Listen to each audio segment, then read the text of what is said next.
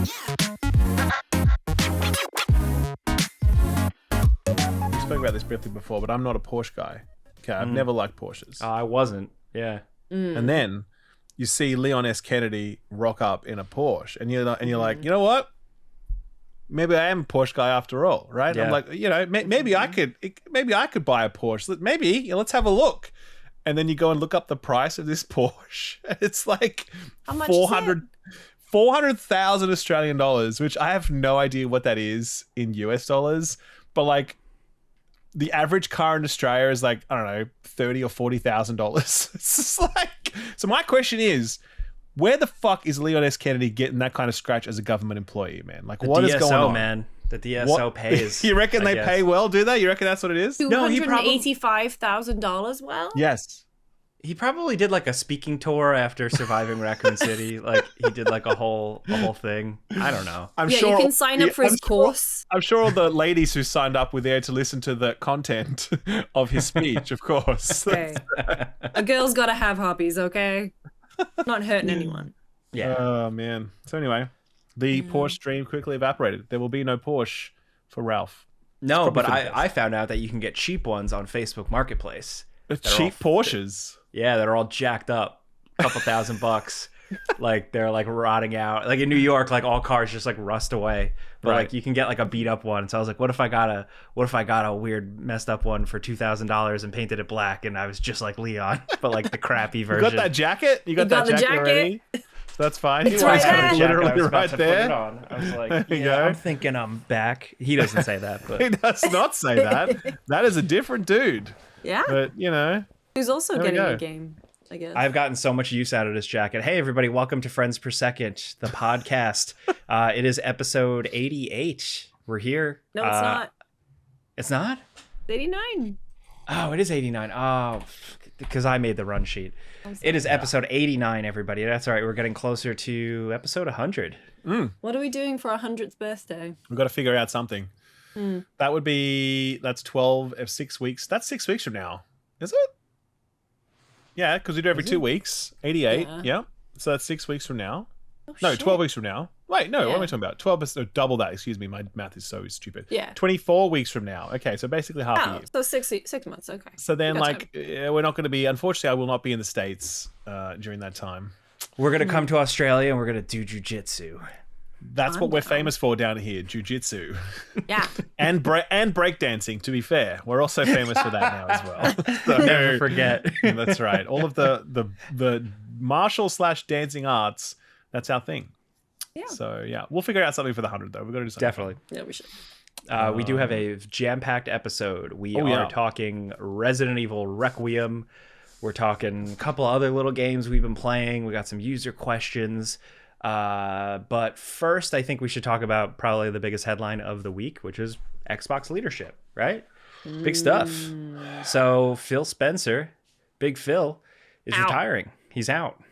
And he's being replaced by Asha Sharma, who was formerly DoorDash, and she worked... No, Instacart. Instacart. Sorry, same fucking apps. It's all the same, man. All these fucking companies. Don't worry. Don't Dystopian correct apps. yourself. They're all the same, okay? It doesn't matter. I think So- you get like free Instacart or free DoorDash, one or the other. Yeah, they all do the same shit. Yeah, she also worked with Microsoft, Core AI stuff. And along with that, Sarah Bond is out and Matt Booty is technically getting promoted. So Yes. significant change-ups. Asha Sharma's statement, opening statement was pretty good. It was she marked, she called for the return of Xbox. She also said that they wouldn't just create soulless AI slop and they would support video game creators. Yeah, it's definitely been a hell of a conversation this week. Yeah. It's been interesting to see this discourse. Yeah. Where to begin? Yeah, Where to like begin? executive stuff is weird to me because I'm like, I don't know. They're all like, God knows. But like all you can do is look at where they're from. So I get why a lot of people are like, oh my God, she's not a gamer. But there have been plenty of non-gamer top level execs. For sure. So I don't know. Yeah, like where do you guys fall on that whole bit. I mean, honestly, my deeply unpopular opinion is that like it actually doesn't matter if you play video games or not when it comes to that, like this stuff. Like it's helpful. Do you know what I mean? But I don't believe that you need to be a hardcore gamer to be a successful manager of a large scale enterprise or what have you. Like, or even just like in the world of video games specifically. And I learned this. I tell you what, I said this in my news show this week, but like I learned this when I was 16 years old working video games retail, because some of the best employees we had were just like normal people who didn't play games much or at all, because they could connect with consumers in a way that I just couldn't, because I was just like trying to recommend like super nerdy RPG, like isometric RPGs to people who just want to play, like just wanted to play sports games or whatever, right? I was just completely out of touch. I was not good. But like those other people just had a better perspective. And I guess having that breadth of view, that ability to connect with other people outside your world, that's valuable, right? But also having deep expertise can also be valuable, because it might help you find some opportunity that someone else couldn't have spotted. So my point is, I don't think it's a requirement for success. Both things can be, both paths can find success. Do you know what I mean? And I think a good, smart leader will surround themselves with who they need to fill their knowledge gaps in this space. Do you know what I mean? So from the sounds of things, like she's not much of a gamer. Like I think she was talking online a little bit about a few games and what have you. And I don't know. I don't think those tweets went very well.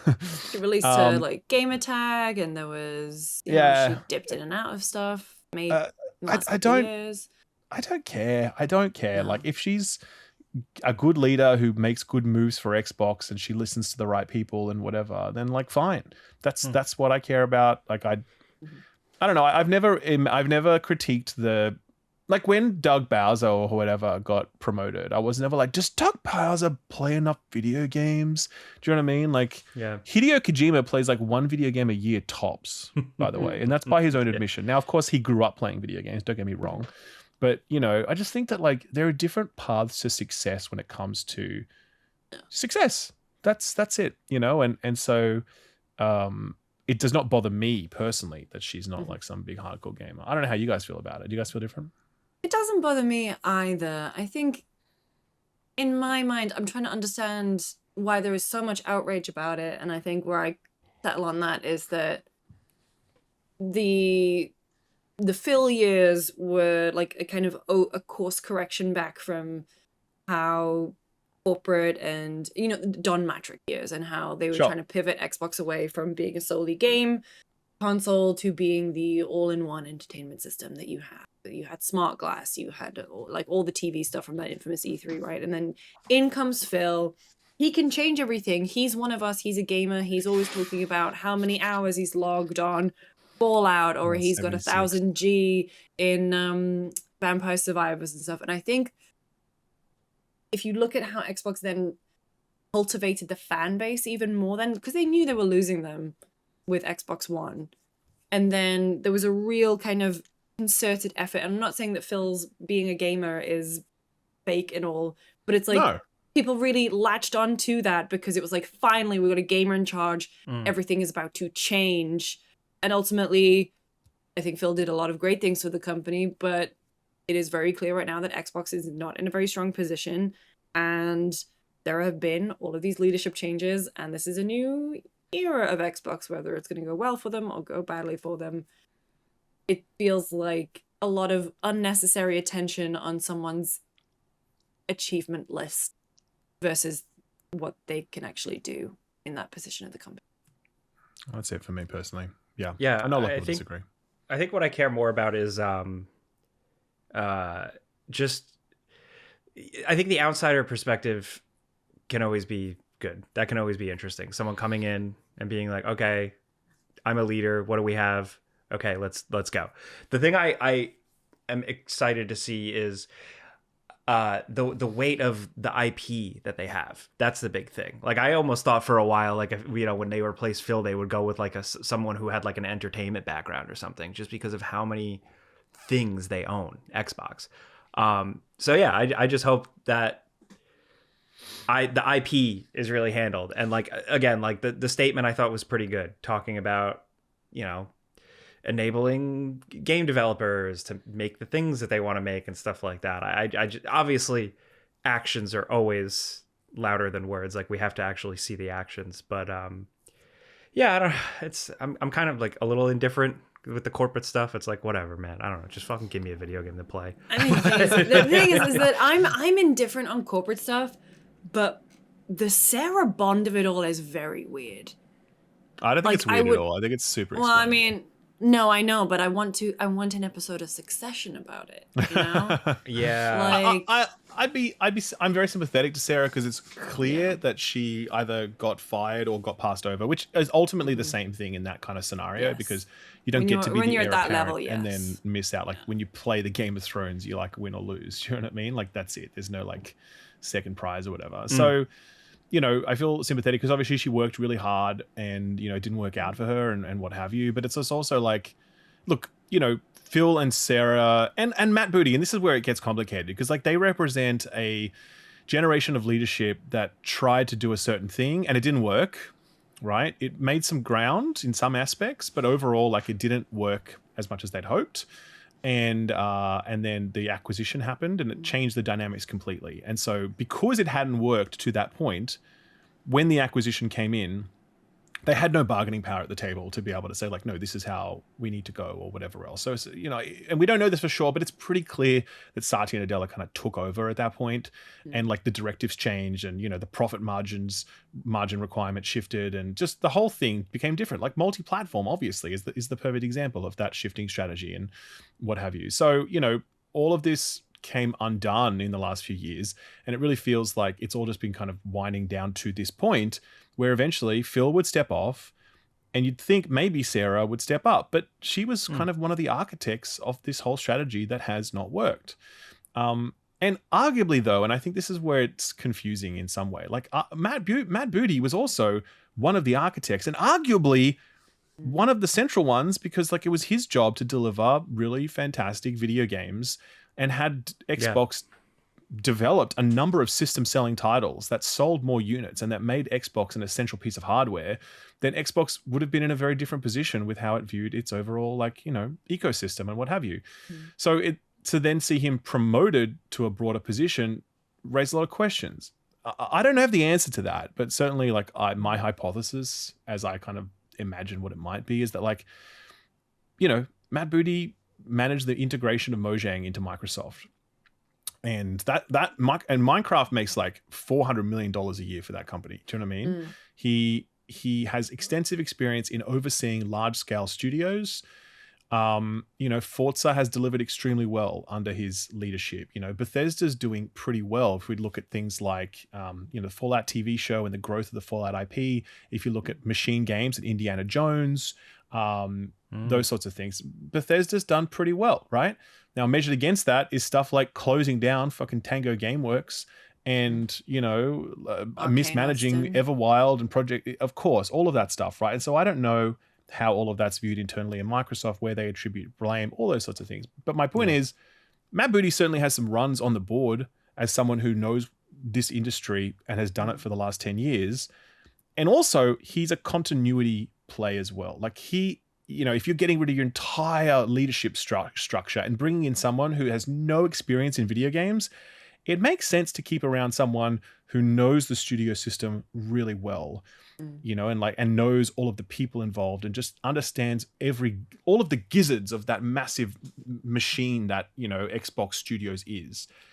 You can kind of understand why you might keep someone like that around. And you know, I don't know. I hope there's still some injection with that though, because you have the other side of that coin where it's like, how do you bungle Halo? Halo should be dominating your entire, like Microsoft should be concerned about Halo, not even just Xbox. Like it should be totally like agree, one of their course. top things.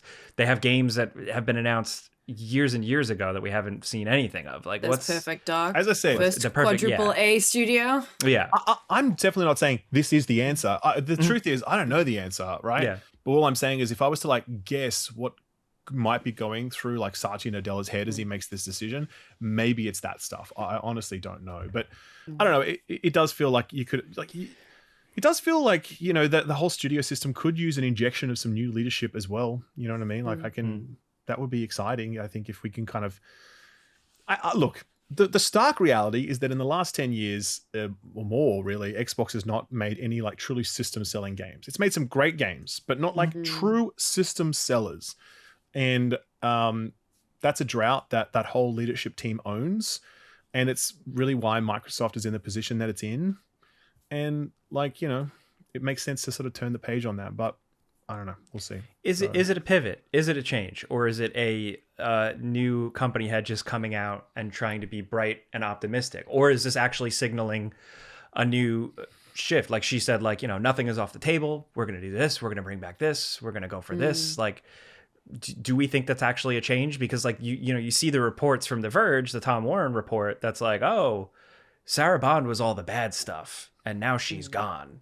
And now there's also, and then at the same time, you have this new person being announced saying, we're going to be this, we're going to bring back Xbox. Like, what's true? I mean, first of all, I don't think that Verge article was saying that Sarah Bond was the bad stuff. I think that it pinned her to certain things. Yeah. It did pin her to certain things, but I also feel that was unfair in the sense that like Sarah Bond was doing the work of the broader strategy of Xbox, right? That this is an Xbox campaign. I think the main, if anyone hasn't read that article from The Verge, it's not very heavily sourced, and it kind of basically says that, like, as an example, that this is an Xbox campaign was Sarah's brainchild, or she oversaw its execution at the very least, and it was very poorly received by us as gamers, but also internally at Microsoft, people have found it offensive or something, right?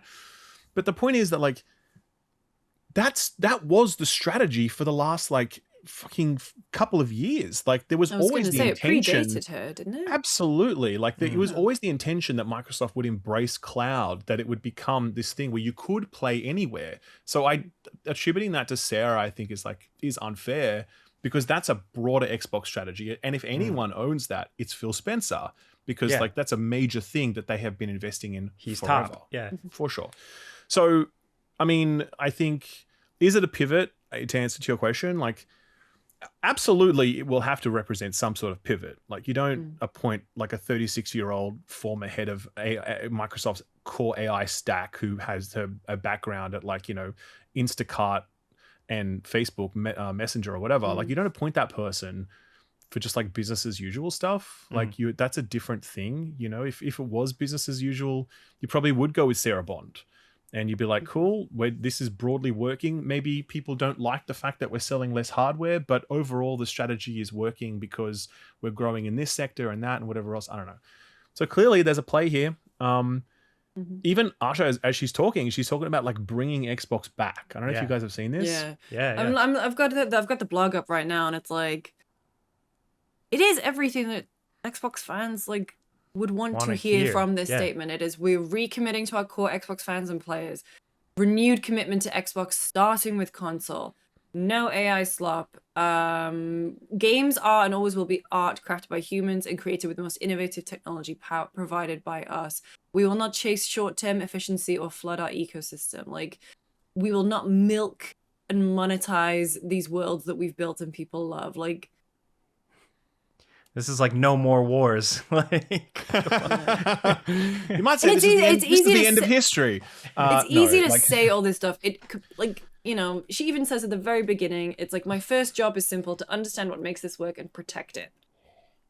Like, this is saying a lot of good stuff, but at the end of the day, it's her actions and what happens next with Xbox that will really define her legacy as CEO of Microsoft Gaming. It's not even called Xbox anymore, man. That's still something that it like annoys me. It's like, have that name and you pushing it on Microsoft. I'm confused with the naming conventions. Look, I mean, I think all of those, I totally ignore all of those, like, you know, those statements and whatever else. The only thing that I think she said that was actually interesting / useful in that whole thing was that, like, she basically said it starts with console, right? And I mean, that is a really big thing for her to say, because, you know, if she was coming into this job and then Satya Nadella was kind of briefing her in the background, being like, listen, just so you know, the console thing, not a big focus for us. We're winding down on that. We're going all digital. We're focusing on platform, focusing on, on third-party publishing, focusing on Minecraft and movies and all this sort of shit. She'd be like, okay, cool.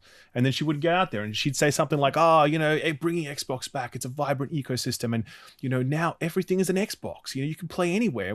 She would double down on that shit, right? Mm-hmm. The fact that she doubled down on console, that could be a flub.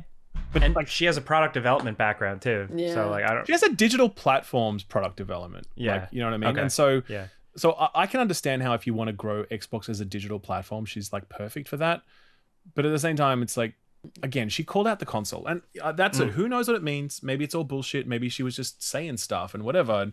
And but I think it is notable and it's worth tracking. And she did specifically say that they're going to be investing in this space and they're going to have announcements on it soon.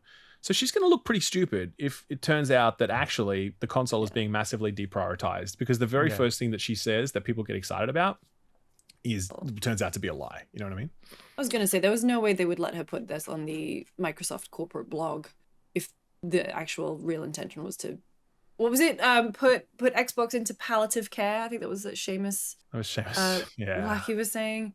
I mean, look. Yeah, I don't know. That's a big call. I think obviously Microsoft would want to keep this brand alive for as long as they can. But at the same time, I think another thing as an example, right? She was asked about exclusives and whether Microsoft would go back to having exclusives. And she was asked this on Twitter, and then she responded to one of these people being saying, hear you, I hear you. And then in the Jez Corden thing, Windows Central, in Jez Corden's bit, Windows Central, he asked her, hey, any chance that Xbox eventually goes back to doing exclusives? And she goes, oh, look, I have to understand why those decisions were made and what the drivers were and what the data is telling us about performance. The plan is the plan until it's not. Okay. Yeah. Whoa. And it's kind of that's a big thing to float, the idea that Xbox would step away from that exclusive, that multi-platform play. I also can't see how it at all aligns with Xbox's overall strategy, because what are you going to do? Make Call of Duty Xbox exclusive? You're going to make Diablo 5 Xbox exclusive? None of that works. The only way that those numbers work at this point for Xbox is by making it multi-platform, making it available everywhere, because the potential reach of those IPs is vastly bigger than Xbox's current hardware install base, So I can't see how they do that at all.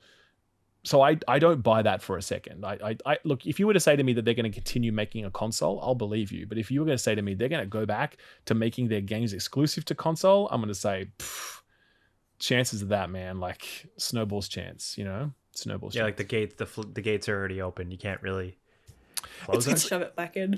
The economics just don't make sense. You know what I mean? It just right now for Xbox, yeah, $70 billion they spent acquiring this IP. The only way to extract the maximum amount of value for them, given that investment, is to make it multi-platform. Get it out there. Yeah. Unless they were trying to effect an incredibly aggressive platform rebuild. That was aiming to take on Steam or something. That's the only way that makes sense at that point. And that's not going to happen either. They're not going to be that aggressive. So, yeah, I don't know, man. I don't know. Curious, yeah. Mm-hmm. How do you think Phil Spencer will be remembered? Let's say 5 years from now, we're talking about Phil's leadership. 10 years from now, what do you think people say about Phil Spencer?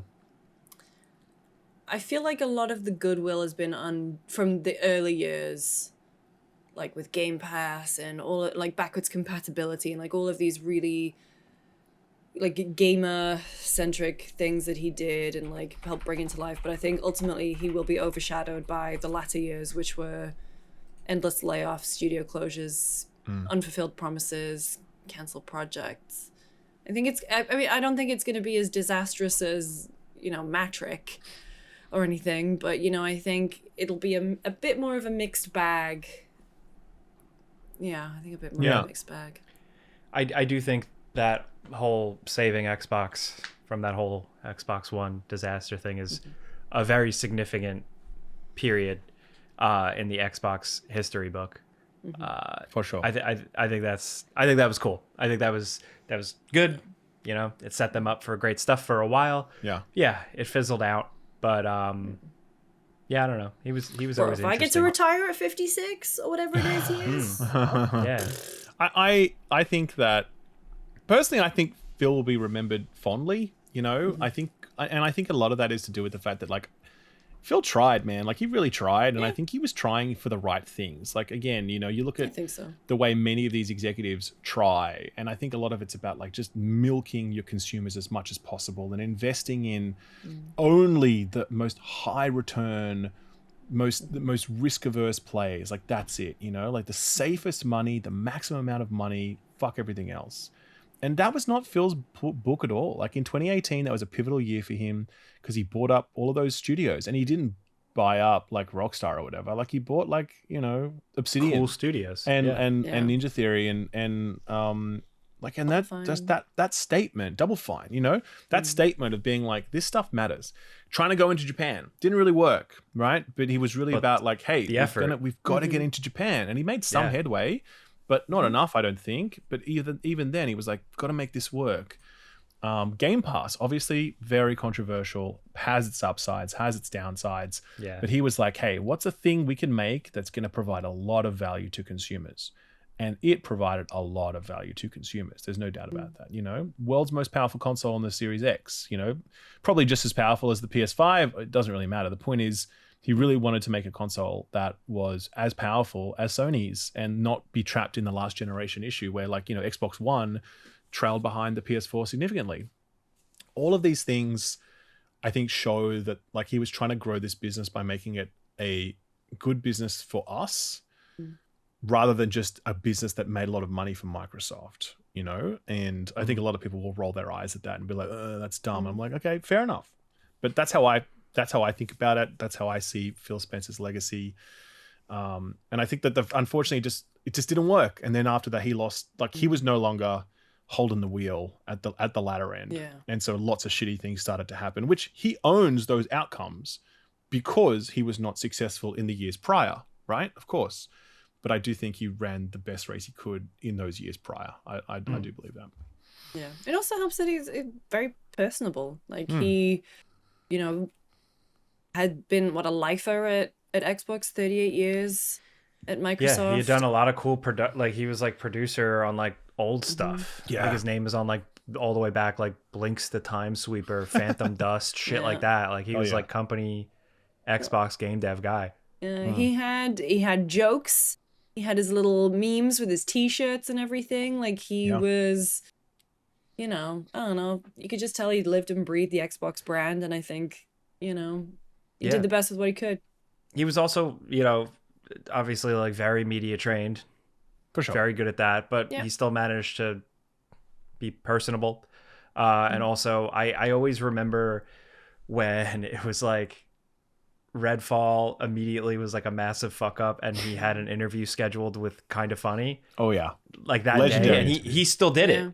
And yes, he's so well media trained, and like his answers were his answers. But I just the fact that he did it. No, that's not true. You're misremembering that interview. That was the one where he just let it all out. He was really landed. That was the one where he was like, "It doesn't matter if Starfield is 11 out of 10. It's not going to change the dynamics. We lost the most important console generation of all time, and now we're switching that was pivot." You know, like that was the one where he went all out, and so that is why that interview. So. Even if I didn't remember what he said, it's about, for me it was the impact of him just doing the interview and saying fuck it, we'll do it live, you know. Agreed. Stuff like that. No, I totally agree. And so but again, that's sort of what we were all well and truly over that shtick by the end, because like, you know, I think that was Phil being really out there, and it just seemed like nothing really changed after that, and things just got way worse, and then we didn't really want to. And I think Phil did a lot fewer of those sorts of appearances in the latter years. Because he knew that the dynamics had shifted, and it was just like, that's it now, you know. So I don't know. I think it's a bummer. I think you know, Asha, I don't know how she's going to do. I personally wish her well. I really hope she's successful. I think though, and I made this point at the end of my video, I'm like, what is Xbox right now? Like, what is it? We don't know. That's the truth, right? And they certainly don't know. And there's a big question about like, what is essential about Xbox right now? There's just absolutely no part of it that is essential. There is no reason that you need to interface with the Xbox ecosystem.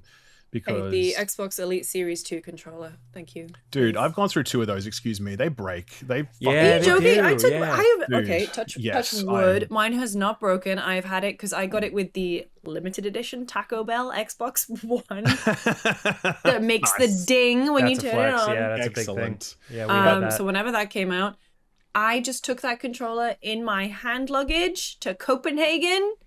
Totally fine.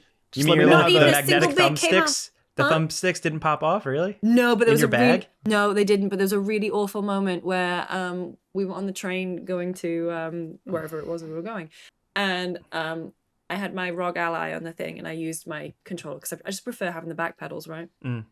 And I was showing the controller to someone, and I turned around, and you could just see like the ick. the ick around the paddles. It was like Pompeii, where someone's been blasted against the wall, except it was just my finger. Lucy Grub hands. But yes, the point is there's no reason that you have to interface with Xbox right now. And Xbox needs to give us a reason. They give us lots of you could if you want to. You want to play on your phone, you can do that. If you want to. You want to, I don't know, I can't even think of anything else right now. Point is, there's no reason that we have to do it. You know what I mean? With Sony, it's like if you want to play Ghost of Yotei on day one, you have to have a PS5. With Nintendo, it's the same proposition. Steam has their own kind of essential offering because of their massive scale at this point and how fantastic that storefront is. It's just, I would argue, and obviously the fact that we have our libraries there on PC, it's essential because of its incumbency, but also essential because of how far along its service offering is in that storefront. And it's the same reason with Epic Games Store that does no ground. Why is that essential? Why do I have to go to your product so I can play Alan Wake 2? And don't get me wrong, I like Alan Wake 2, but that's not the thing that's really going to make this work for you. You know what I mean? And so Xbox has even less that's essential about it than the Epic Game Store does at this point. Do you know what I mean? That is the current crisis of Xbox. And if Asha's really serious about bringing Xbox back, then they need to figure out a way to make Xbox essential. And I would also say this. I'm just going off right now. I'm sorry. No, please. Popping off. But I don't know, Microsoft has all the money in the world, okay? And it's where do you want to be? Where do you want to play? Where do you want to have your impact, okay? And you could make a lot of money in AI and all that sort of bullshit, enterprise, yada, yada, cool. But games are very, very central part of they're one of the few remaining parts of the monoculture. Do you know what I mean? We experience these things together when they release. They take over our communities. They take over cross sections of social media. It's not like that for movies. They're gone. And music is so much more disparate now. You know what I mean? You hear all these songs on Spotify that it's this song has now achieved the greatest number of streams of all time. And I'm I've never heard that song in my life. I have no idea who that person is. Do you know what I mean? But games, when they break through, they really break through. And I think Microsoft has a chance to be in this place and play an important role in it. And maybe it means that they don't make as much money, but the chance to still be in this space and have that consumer facing connection to one of the most important cultural relics that still exists, video games. I think that's worth them figuring out a way that they can stay in that. I think that's worth it for them, That's what I think. Absolutely. Yeah, and like I said at the start too, it's you're sitting on so much. They're sitting on titans of IP, massive heavyweight things. Totally. So do that. And I think, man, bring back Blinks. Blinks. We need it, man. Fusion now frenzy. more than ever. Yeah. Right. I'm excited for at least if new blood, someone outside perspective can come in and try to redefine Xbox and Ralph, what you were saying. All for it. Let's see how it goes. You can't. You can only trust so much of what a corpo is gonna say, but for sure, it's actions. Yeah, what can I say? Was she really? Did you say she's 36? Yeah, is that true? So I could be an Xbox. You could be Xbox. You could be an Xbox. Wow, incredible! That's right. It's amazing. The sky is the limit. Yeah. Oh man.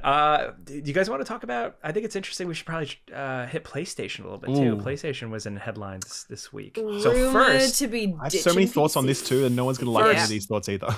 First though, Bluepoint Yeah. Yeah. So they shuttered Blue Point.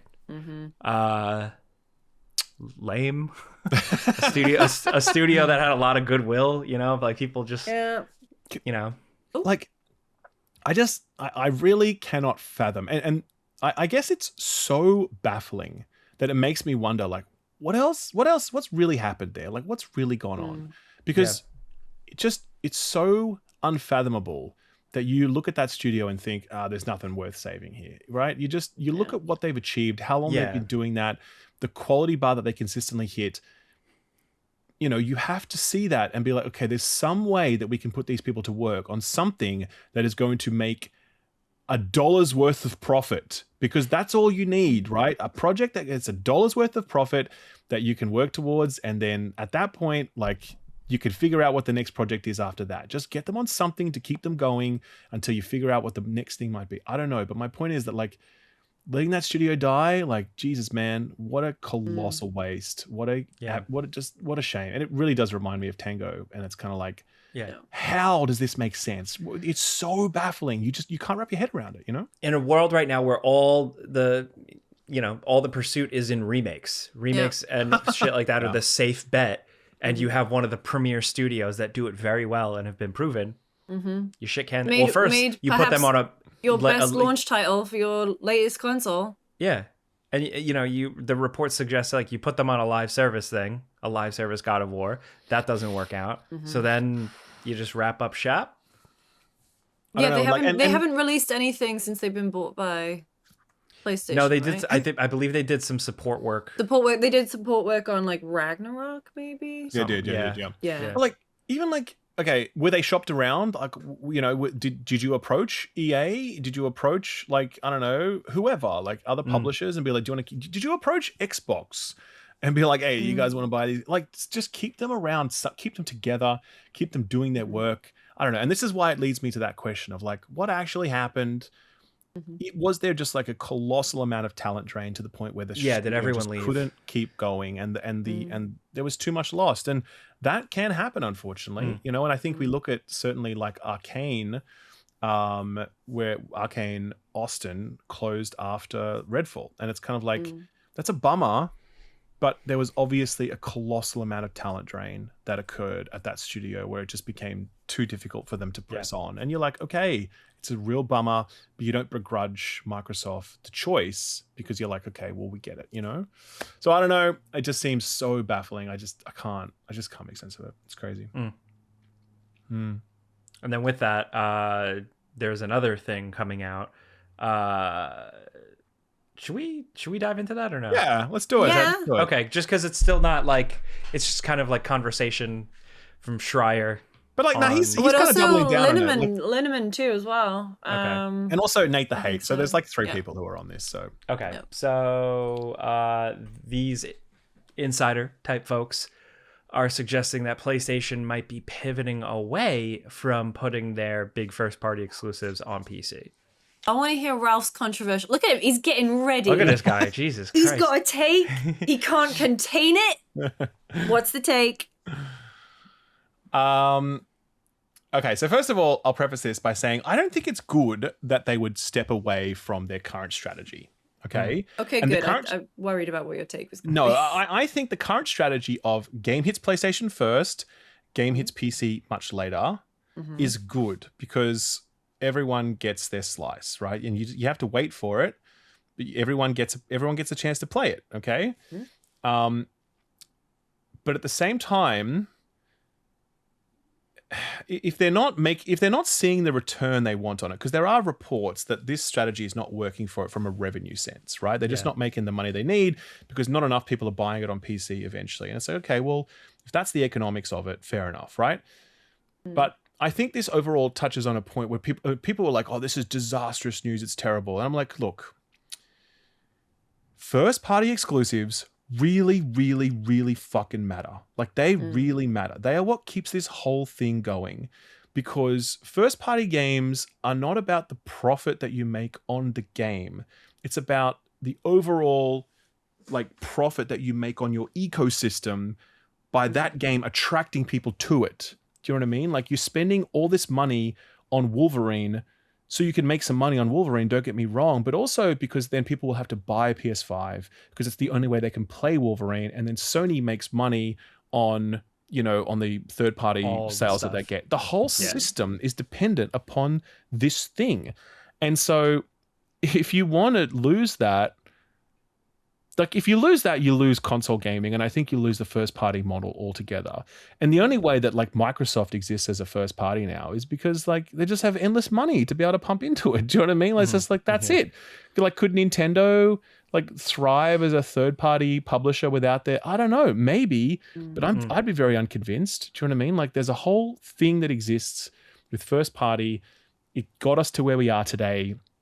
It results in competition between these platforms, and they fight for our dollar by making better hardware. It also results in subsidized hardware because like they sell these devices for a song compared to like what they're actually worth or what they would be charging if they were looking to make profit margin on them.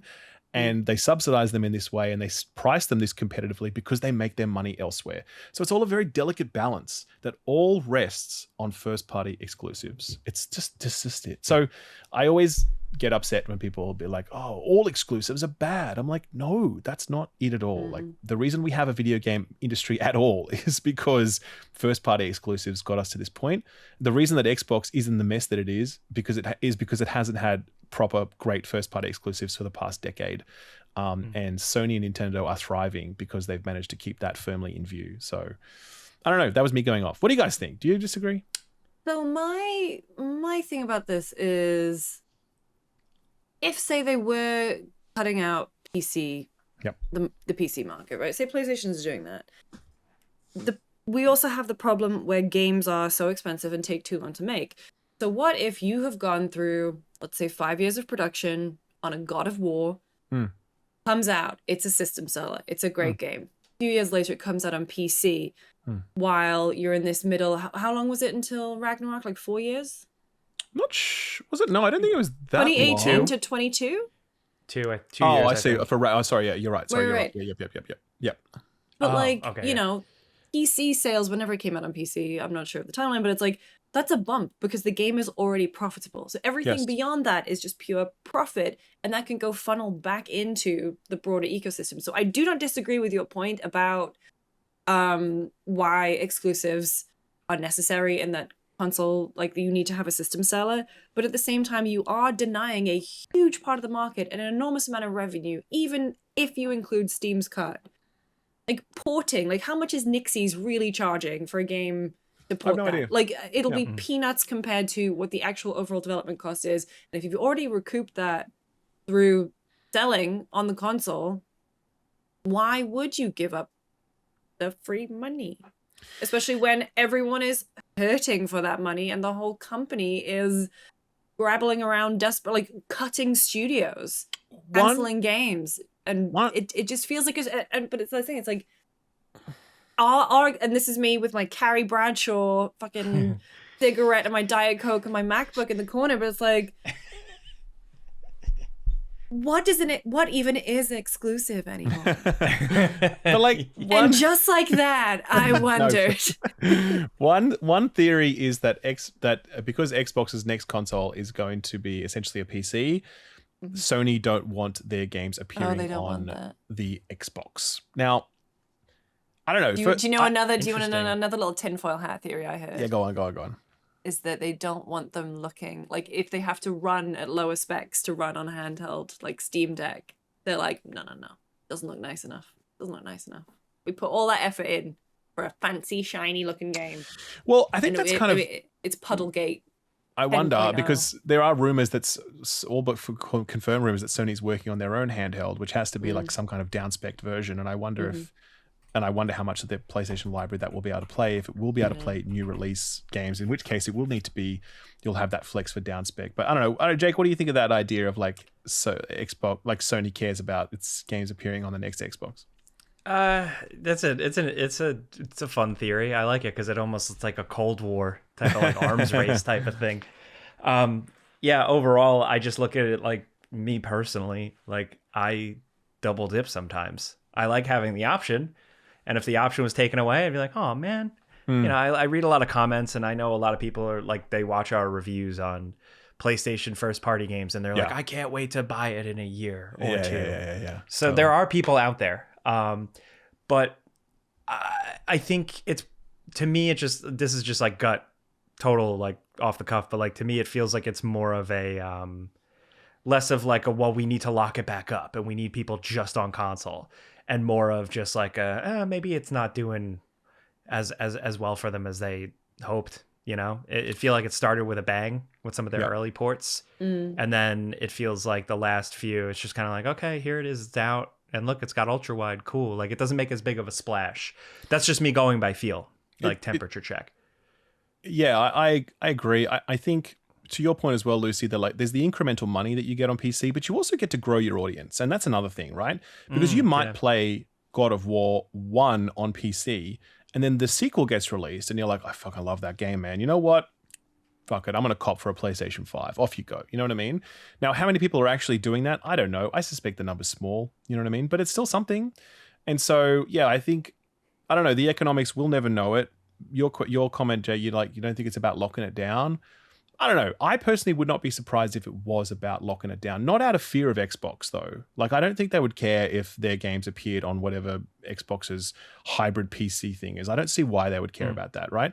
I think they really just want to sharpen up the value proposition of PlayStation and be like, yo, we make the best games in the world. If you want to play them, you will buy our device. We will sell it to you at a reasonable price. That's much cheaper than buying a PC, and you don't have to worry about all the PC bullshit.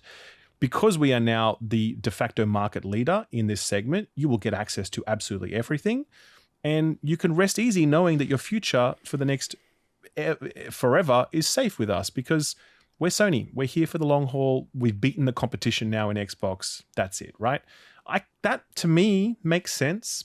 If I was an executive and I was really looking at those lower margins there versus the value of that message on the other side, I might be like, yeah, let's take a punt on that. You're right. I can see that. That's the only way it makes sense to me.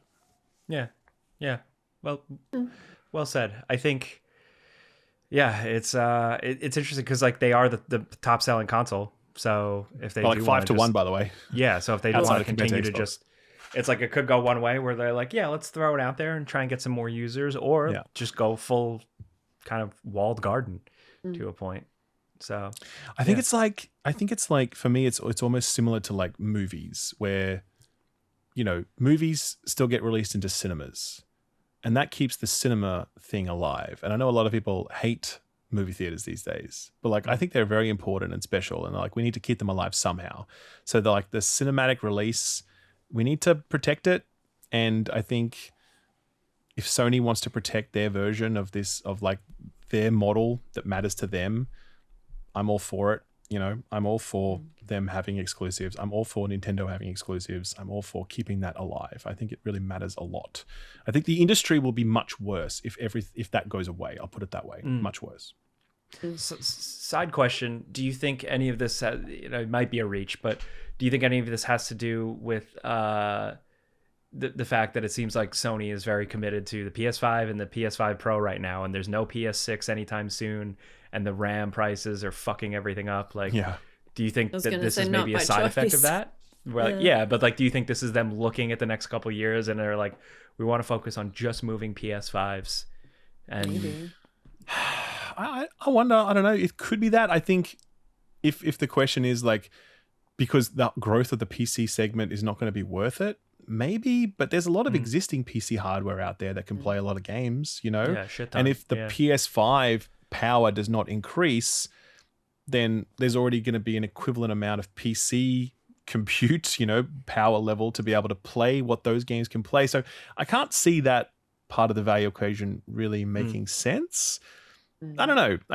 If I was to say it's anything, it's just recognizing Xbox's evolving position and the fact that Sony now has this de facto leadership of the market, this de facto monopoly of the market when it comes to consoles. And if they really want to double down on it and make the PS5 an essential purchase, and I guess this really comes back to what I was talking about before, you got to make it essential. And if Sony were to come out and say the only way you can play Saros ever is to buy a PS5, then you'd be like, fuck it, I'll buy a PS5. You know, if it's not this, it's something else that I'll eventually have to buy, you know? And I can see that part making sense. All right. Yeah. All right. We shall see where all these crazy console companies go. But I think with that, we should kick it over to a word from our sponsors.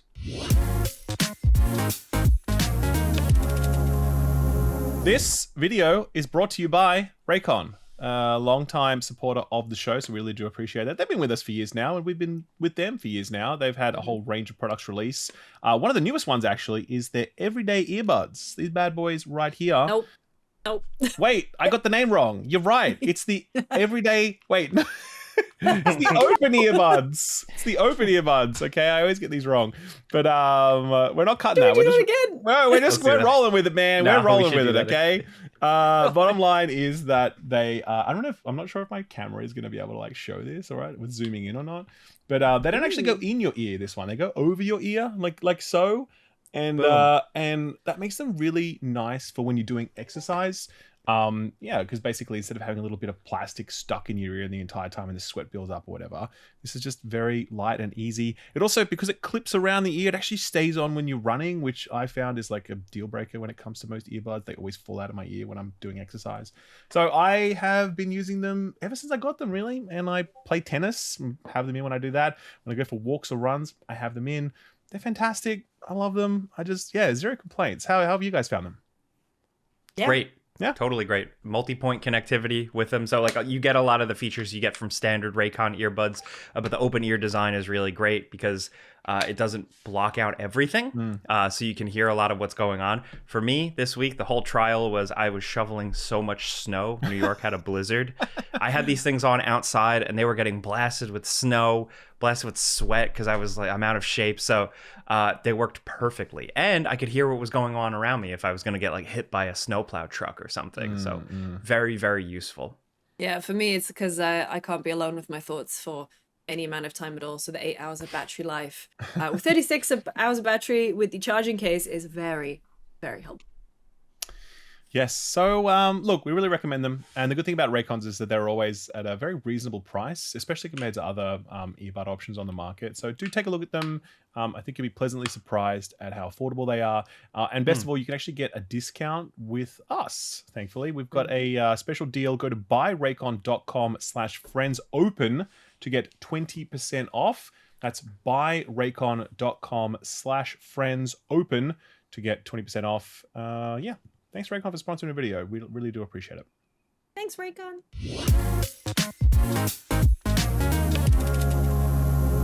And we're back with more talking, but this time with a special guest. We're going to talk Resident Evil Requiem with TheSphereHunter, aka TheSphereHunter on YouTube. She's the Resident Evil person. We've had her on the podcast before. We're looking forward to talking to her. This is a spoiler-free conversation. It's hard to talk about the game without spoiling it, but we do our best. So please enjoy the conversation.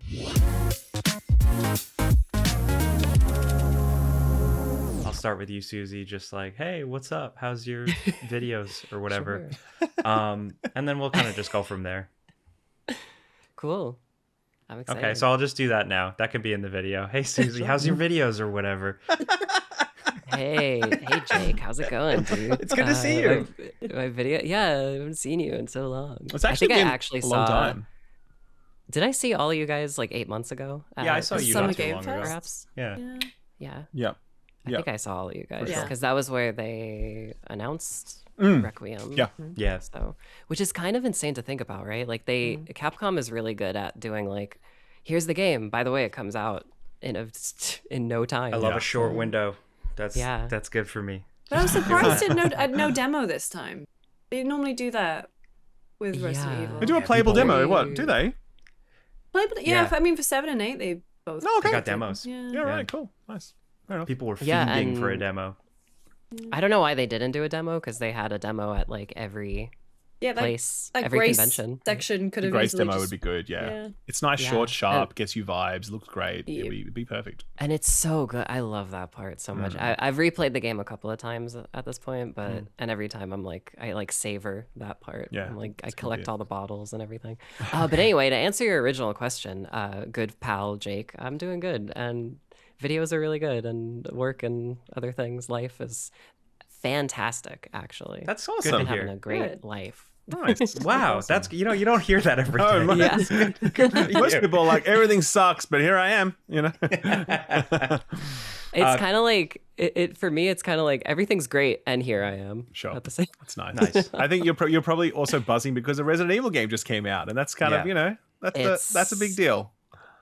It's like a holiday for me, but Sure. also it's like just a great game. Thank God, right? It's like it's For sure. It's a phenomenal game, so I'm really happy that it's good and it wasn't disappointing. Yeah, I it's remember good. playing through it, and I was saying to like my team before, and I'm like, guys, you don't understand how good Resident Evil is. It's just so fucking good. I'm like, I guarantee you, 90 Metacritic, guaranteed. Lock it in, baby. Yeah, just like mark it, and then sure enough, 90 Metacritic. I think it might have dropped to like 89 or some shit since then, but yeah, man, it just like exudes a level of quality that is so obvious, Yeah. that there's just no way it could not review well, And think confidence this is- too, like quality and Yeah. confidence. It's like Capcom they just know what they're doing with this one. Yeah, it's extreme confidence because they literally like only showed the part we were talking about, like the Grace stuff. Yeah. Like they barely showed Leon, and then even beyond that, there's still like 10 hours of video game that they didn't even touch on in the marketing. sure. Yeah. There was something I was gonna say, and it totally left my brain. But I do appreciate that because I especially like in the world of movies, like every movie trailer shows the entire movie now. I feel like so I'm really glad that Yeah. this game they did, and they didn't show a lot, but it wasn't deceptive. Like I don't think they were like lying or Absolutely. anything.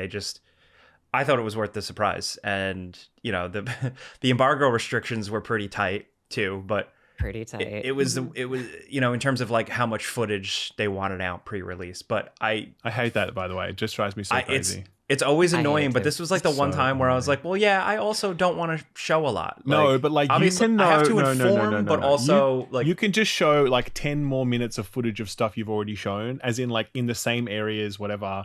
Do you know what I mean? Like Yeah. I just needed hate that a little restriction. more. Any PR people Yeah. listening to this, please don't fucking do this. It's so I mean, annoying. Yeah, it's I needed so a It's, little annoying. at least it's not a Last of Us Part 2 situation where you That weren't allowed to was mention Abby at all, which a was very difficult review That's cycle crazy. for many reasons. Yeah. I'm sorry for bringing up the trauma. Jeez. Ralph. That's right. That was actually something that I was thinking about, where I was like, okay, RE9 is good because the whole game is leaking like a week before release, and people are happy.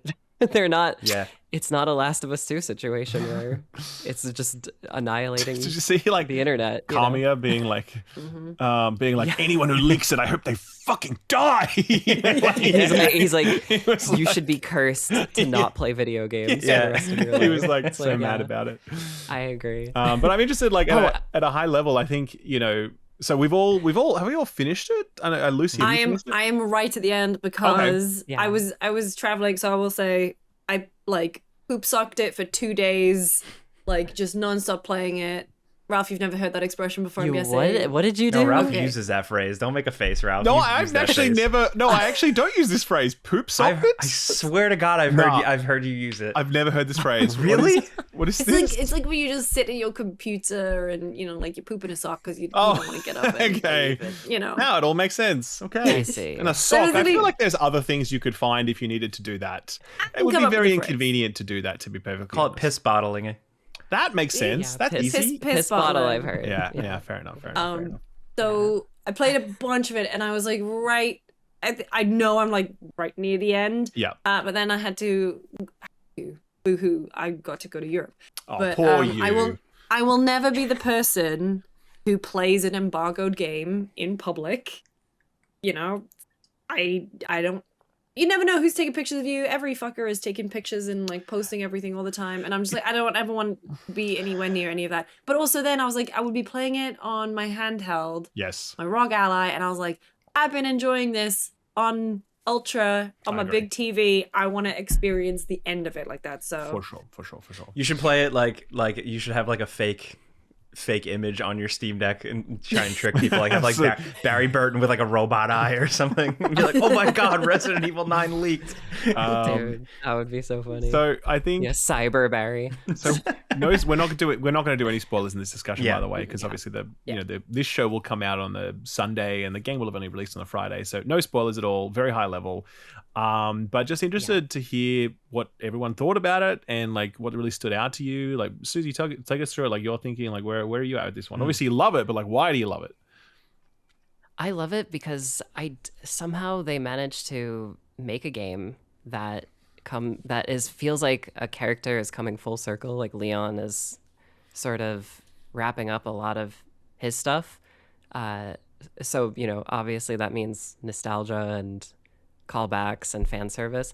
Like they did that, but they also made an entirely new Resident Evil game at the same time out of it, where like Grace is, I'm sure you guys probably feel the same way. Like Grace, I love the way she plays because you actually feel like you're playing as an FBI analyst who's never been in the field a single day in your life, where it's like you can't shoot guns good. You have to use unique things like, oh, you're crafting Molotov cocktails and things that make zombies explode. And it's like hit and run, and that you get so accustomed to that. And you're like, damn, I'm on the edge of my seat. And then you switch over to Leon and it's like, just throw everything in the garbage, just fuck these zombies up. Like, and it was so bizarre too for me because I was growing attached to the zombies in Grace's game because I'm not killing most of them, right? Because she can't take that much damage. And they're like talking and like they grab you and bite you and then they go run or they go, right. I'm sorry. Yeah, I'm sorry. She's like, clean. And you're like, there's a cleaning lady. What's up? How you doing?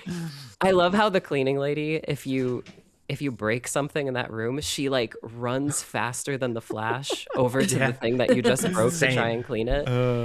So I had this strange dilemma where I was like, I'm kind of hanging out with you zombies, and then as Leon, I'm just like massacring them, just destroying them, and it's like all of that personality is just getting demolished by me, and it kind of creates this like, Leon is like living his life on the edge right now, so he's kind of like showing zero mercy in the gameplay. It is a wild game, and I've been having trouble kind of putting all of my feelings into words about like the overall experience. Like obviously I could talk about the lore and the story until the cows come home, as they say, but as an overall package, it is so unbelievably unique as like a survival horror action adventure game. So I love it from the I love it as like a nostalgic little like Leon action figure boy that I am. Like it's great.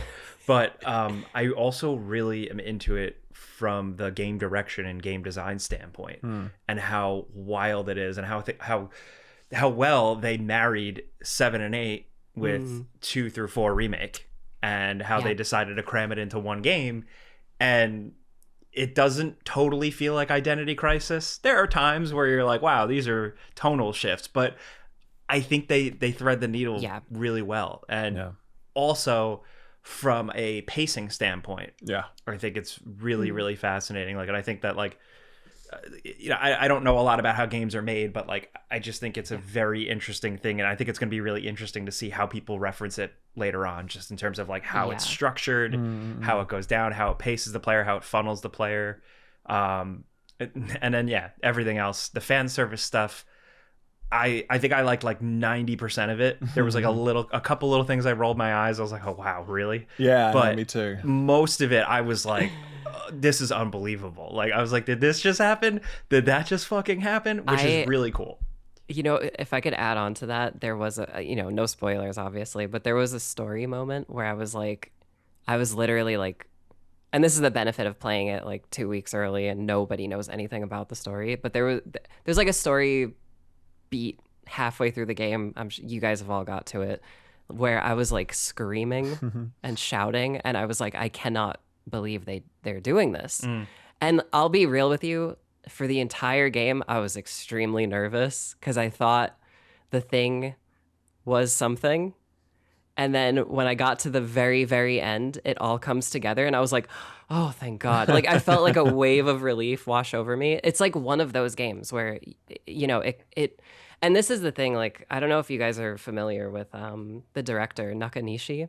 His Resident Evil games are very trolly. Like, he directed Revelations 1, which, if you remember the trailer for that game, there's like a clone Chris Redfield tied to a chair with another Chris Redfield pointing a gun at him. And then that Chris points a gun at Jill, who sneaks up on him. And you're like, what the fuck is going on in this game? And then you play the game and none of that is in the game at all. And then like RE7, like the dummy finger was like a whole thing, right? Yep. If you guys remember that. And it amounts to nothing in the final game. And there's like a secret message that says you're overthinking things. So like this game, I was like, am I being fucking trolled right now? Like, what is happening? And then I got to the end and I was like, oh, wow, this is genius. Like, it all works. I'm like a crazy lore fan. Like, I'm like piecing things together and I'm like figuring it out. And I'm like, oh, wow, that's great. I feel like that's one area where like because I'm not like a Resident Evil lore person. Like I know the names of the characters and I know like that Umbrella is bad news, okay? And that's pretty much about as intimate as I get with the Resident Evil story. And like that, having said that, it's not because I skip through the cutscenes or whatever. I think it's just because like, I don't know. I personally think there's not much going on in those stories other than like those kind of lore things and those Easter eggs and like, and if you hold all of those things in your mind, then they become more interesting in aggregate, right? But individually, I feel like they're kind of, I don't know, they're not much. Anyway, point is, I don't really love the story of Requiem. I feel like it was just a bunch of bullshit for a while and then it kind of just wraps up at the end and you're like, oh, okay, I don't know. So I don't know how you guys felt about that. For me personally, I really loved the build up at the start. I felt like it really laid strong foundations and there was like a mystery that needed to be like solved and yada yada. But then I feel like it just kind of spun its wheels and then it just petered out at the end. Like, where did you guys land on that? No, I feel like it was like kind of standard Resident Evil or modern Resident Evil where it's, you know, your mind goes crazy in the beginning, like, where can it go? What's happening? Like, that's fun. And then it builds into like crazy bullshit. But what I liked about Requiem specifically is that the crazy bullshit, how it escalated to Crazy Town, it connected to a lot of Resident Evil stuff that I like. Older stuff. It referenced stuff. Susie, I wanted to ask you, just like, you know, again, no spoilers, but like, were you happy with the ending? Were you satisfied? I was extremely happy with it. Okay. And yeah, me too. I'll be honest with you. Like, I totally get where you're coming from, Ralph. But yeah, this game, I've been describing it as like Leon is the Resident Evil janitor. And he's been like the whole game is him just sweeping up loose threads from past games. And to me, like playing it and seeing it all unfold, I was like, wow, it's actually like hitting all these different points that I've always wanted to see, like, just get like taken care of, you know? And I feel like they did that obviously like on purpose so they can move forward with things and take things in a brand new direction. Cause there are like, you know, besides Umbrella, there's like 3 other evil companies. And shadow organizations and yada yada. Yeah, and it all like in this game, like all of that stuff is coming to a conclusion. So I was really satisfied with the outcome, and yeah, it's kind of hard to get into specifics, but no, I thought the entire time it was pretty phenomenal. But like I said earlier, there was one thing where I was like, God, I hope they don't do what I think they're about to do, and then they don't do that. Sure. So I'm like, oh, a little fake out. But then also from a playability standpoint, that's the other thing, is that I still think it's great. I played through it 3 times. For me, I've said it a million times in videos, but like the mark of a Resident Evil game being good for me is I immediately start replaying as soon as I finish. And this definitely had that. I think certain sections are just so survival horror-y, like, oh god, that I don't look forward to replaying them, but I do, because then there are other sections that I just love replaying over and over again. And some of the areas that you get to spend a little bit more time in are fun to replay because there's a lot going on. I think for me, I didn't feel like scared by anything. I felt tense Yeah. And I think that's where I like my scare enjoyment came from. But I think one of the things that Requiem does so well is it just like builds up your confidence as you're playing as Leon and then takes you right back down to earth playing as Grace. And then just as you think you're getting a handle on Grace, and then it's like, have fun with it, go play Leon again. And it's that that ebb and flow that I love. It was like, I would love spending so much time with Grace. Like, I grew up watching and reading, Silence of the Lambs, probably a bit too young. So, like, the Clarice Starling of it all was incredible. But then there's sometimes you just want to take a hatchet and smack it in a zombie's face. Go crazy. You just want to go crazy. Yeah. And, like, the hatchet's awesome, too. The difference between inventory space, too, like, I was so careful. I was using everything as soon as I got it with Grace. And then with Leon, I was just like, wow. We were worried about space. Yeah. Like even when there's a point where you can get an upgrade to his case, I was like, I don't need that. Yeah. Yeah. And I think that's a really strong aspect of Leon's gameplay is that, they do give you a lot of options, but you could kind of, to me, it's sort of my least favorite thing about Village was whenever a new gun was presented to you, it was like, just take it because it's better than what you have right now. Yeah.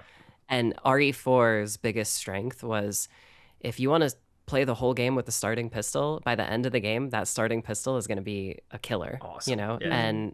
And I love that about Requiem is that there are certain weapons and options that are better, but if you want to just stay with a specific gun because you like the way it feels to play with, like you could just do that. I wish I had a better handgun though. Like I feel like there was because there is one handgun alternative, and then there's just the Requiem, which is kind of like your Magnum or whatever. I don't know. I feel like I wish I just had like a beefier upgrade pistol handgun sort of thing that I could. Because I don't know, when I got the alternative handgun, I was like, I guess it's better. I guess it's sort of different. Doesn't feel the same though. Yeah, it's just not really satisfying upgrades. I would have loved something else, just like a higher caliber midpoint between the two. Because that's the most fun playing Resident Evil. Like it is shooting single shot like handguns or whatever. Like I don't know, for sure. Playing with a machine gun or a shotgun's okay, but even then, it feels great to walk around with a handgun in Resident Evil games. I love that. Yeah, totally. I feel like this game really wants you to use like two-handed weapons because the animation work is insane. Sure. Like, can we talk about the shotgun violin style reload? Yeah, that's so fucking cool. He like double loads 2 shells. It's fantastic. I was like, what the fuck? It's really good. God. And also, I don't know if you guys noticed this, when you reload the Requiem, they literally load in the right amount of bullets every single time. That's cool. So like if you have to reload 1 bullet, there's an animation for that. Yeah, it's pretty sick. Yeah. So I've paid very close attention to this game. I don't know if you guys have noticed that. What do you guys think that like Requiem is a bit too like sort of sniffing its own farts, like it's a bit too kind of self-referential and a bit circular? Because I mean I can certainly, and I've seen some reviews say that, and I think it's a fair perspective. And I personally, reflecting on it, I don't agree with it in the sense that's not where I land on it, but I can see how someone gets to that point because there is a lot of stuff that is revisiting the past, reusing the past, even some boss encounters and some scenario set pieces, and it's whatever else. And it's kind of like, we've already done this before and we're doing it again. Okay, but do we need to do that again? So I don't know. How did you guys feel about that mix? I think that, and I said this in my video, I think some of the fan service callbacks are very in your face, but I think a lot of them are very sincerely handled. True. Where it's not just, because I think I always use this comparison when you play Village. That game opens with the exact same, like almost shot for shot Village raid as RE4.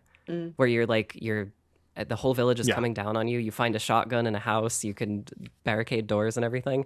But the quality, the unique quality that game offers you is you're playing as Ethan Winters in a Leon Kennedy situation. So you're the guy is screaming his head off. He's shitting bricks. He's doing all this stuff, right? He's just losing hands. It's like he loses his hands in the opening sequence. Yeah. So I think Requiem, like it actually, yes, it does at times just do the same thing again, but it's doing the same thing again as Leon Kennedy with 30 years of BOW killing experience. You know what I mean? So there is it has its own unique quality that I think is more sincere and shows a surprising amount of restraint. Because there were times where I was like, oh, they're gonna do exactly the thing from whatever game, and then they don't, and I'm like, oh, good, thank you. Thanks for not doing that. I'm with you with that. I think like some of it too, like the Leon of all this experience, it's subtle because they only give Leon so much, and I think there's an effective amount, but a lot of it comes through with his reactions to thing where he's like, oh, this again, or yep, like right in the beginning, which isn't like a spoiler, but when you walk into the Rhodes Hill and she's like, welcome to our lab, we've been expecting you, and he's like, yeah, I bet you have, let me in. What's gonna happen? Yeah, no, I love that line. It's great. It's cool. Yeah. But I think the fan service stuff, sincerity is the word. When I watched your video, when you said the word sincere, I was like, damn, I wish I thought of that. Like that's probably the best way to describe it. I think for me, it's like the fun stuff along the way. The candy can be great, but it has to back it up with smart lore decisions and saying something. And to me, it does come down to the endings that like I was like, yep, good. Yeah. I also think you'd be hard pressed to get to a game in as the 9th numbered entry in a series with multiple spin-offs. I think it would be impossible not to be at least a little bit self-referential. No, for sure. And especially like as you have people who have grown up with and worked on earlier titles then getting to set their mark on a mainline entry like Nakanishi-san, I think it's bound to happen. No, absolutely. I found it going all the way through. I was like I'm not as deep in Resident Evil as Susie or Jake, but even I was like really glad that like I got that reference. I understood that reference. I like that, even little things. And so I also think as well that like the game had other things to say on top of that fan service, because if it was just that, it was just a remix, you'd be like, all right, fair enough, like I get why you did it, but there are other things. There's other stylistic choices, the fact that you are playing as the dual protagonist, and some of the set pieces really feel very, I don't know, they just feel like they're very additive to the formula. At times, and I'm sure you can imagine which set piece I'm talking about, but at times it feels almost like Final Fantasy VII Remake-esque. You know what I mean? With like how balls to the wall it's going with different things. And that tonal expansion is very awkward, or not awkward, it's very different for Resident Evil, but it still manages to fit because they were just very, you're right, sincere about it. So I think in that regard, I was unbothered by how much this game was going back to the past, because it never felt lazy. It felt like, you had your main meal, which is the new stuff, and then you had like a little bit of dessert, like the little bit of topping that was just the cheeky little callbacks and the Easter eggs and the references and the remixes. And I think it was fine. It didn't feel self-indulgent or lazy. It felt very carefully handled, so I agree. I actually wish we could have gotten more from returning to Raccoon City. I almost wish that like the entire game was dedicated to it. I think they could have gotten even more. I think they could have drawn even more story stuff out of it. The reason for going back there, I think ultimately was good and was worth it, but I just, there could have been more. That's probably my one issue, other than the reusing some stuff, which a lot of Resident Evil games do. Sure. But this one here and there, it took the wind out of my sails a little bit. Like one boss fight in particular, I was like, oh, really? I know. So it's not perfect, but that's my thing. Yeah, I to add on to what you were saying, Ralph, like I think what the narrative is kind of like the themes are very strong, of like, kind of like thinking about mortality, thinking about like sort of the end of the line, and like, blood is thicker than water, perhaps, maybe, and that exploration of character and family is really powerful in the game, and I think overall the story's themes and like what the characters go through kind of stood out over the fan service for me in a lot of ways, because like Jake was saying, like it does sort of feel like a you ate your green beans and now you can have some candy kind of stuff. Yeah. Because I feel like those moments also don't really overstay their welcome. It's kind of just True. like It's here's rapid this fire. thing, Yeah. you blast through it, and to me that's really adds to like the character progression of Leon, you know, where it's like, oh well, now you're in this situation again, but it's you just destroyed it, you know, like with almost no problem, and as a player you feel really good too when you overcome those things like in seconds, whereas Yeah, like, you that's know, a in the good point. past it's like, oh, I need a rocket launcher for this before, you know. It's like, Yeah. Also, So, yeah. the acknowledgement too of you know, you don't, again, like being very safe to not spoil anything, but yeah, you know, you don't have, at least in the mainline games, you don't have a Leon that really reckons or grapples too much or looks back on the Raccoon City incident. So them finally acknowledging that and working with that and doing some story stuff with that yeah. was effective. And that was kind of what I was alluding to earlier, where I was like, you know, this game is kind of hitting beats that I've always wanted to see, where I think that is kind of the best thing to come out of this like new reboot timeline from like 7 to all the way to where we are now, where it's like Leon in 2 and 4 remake goes through a lot of legitimate characterization, and then in this game it does feel like a conclusion where it's like he's now forced to face his demons in a very tangible way.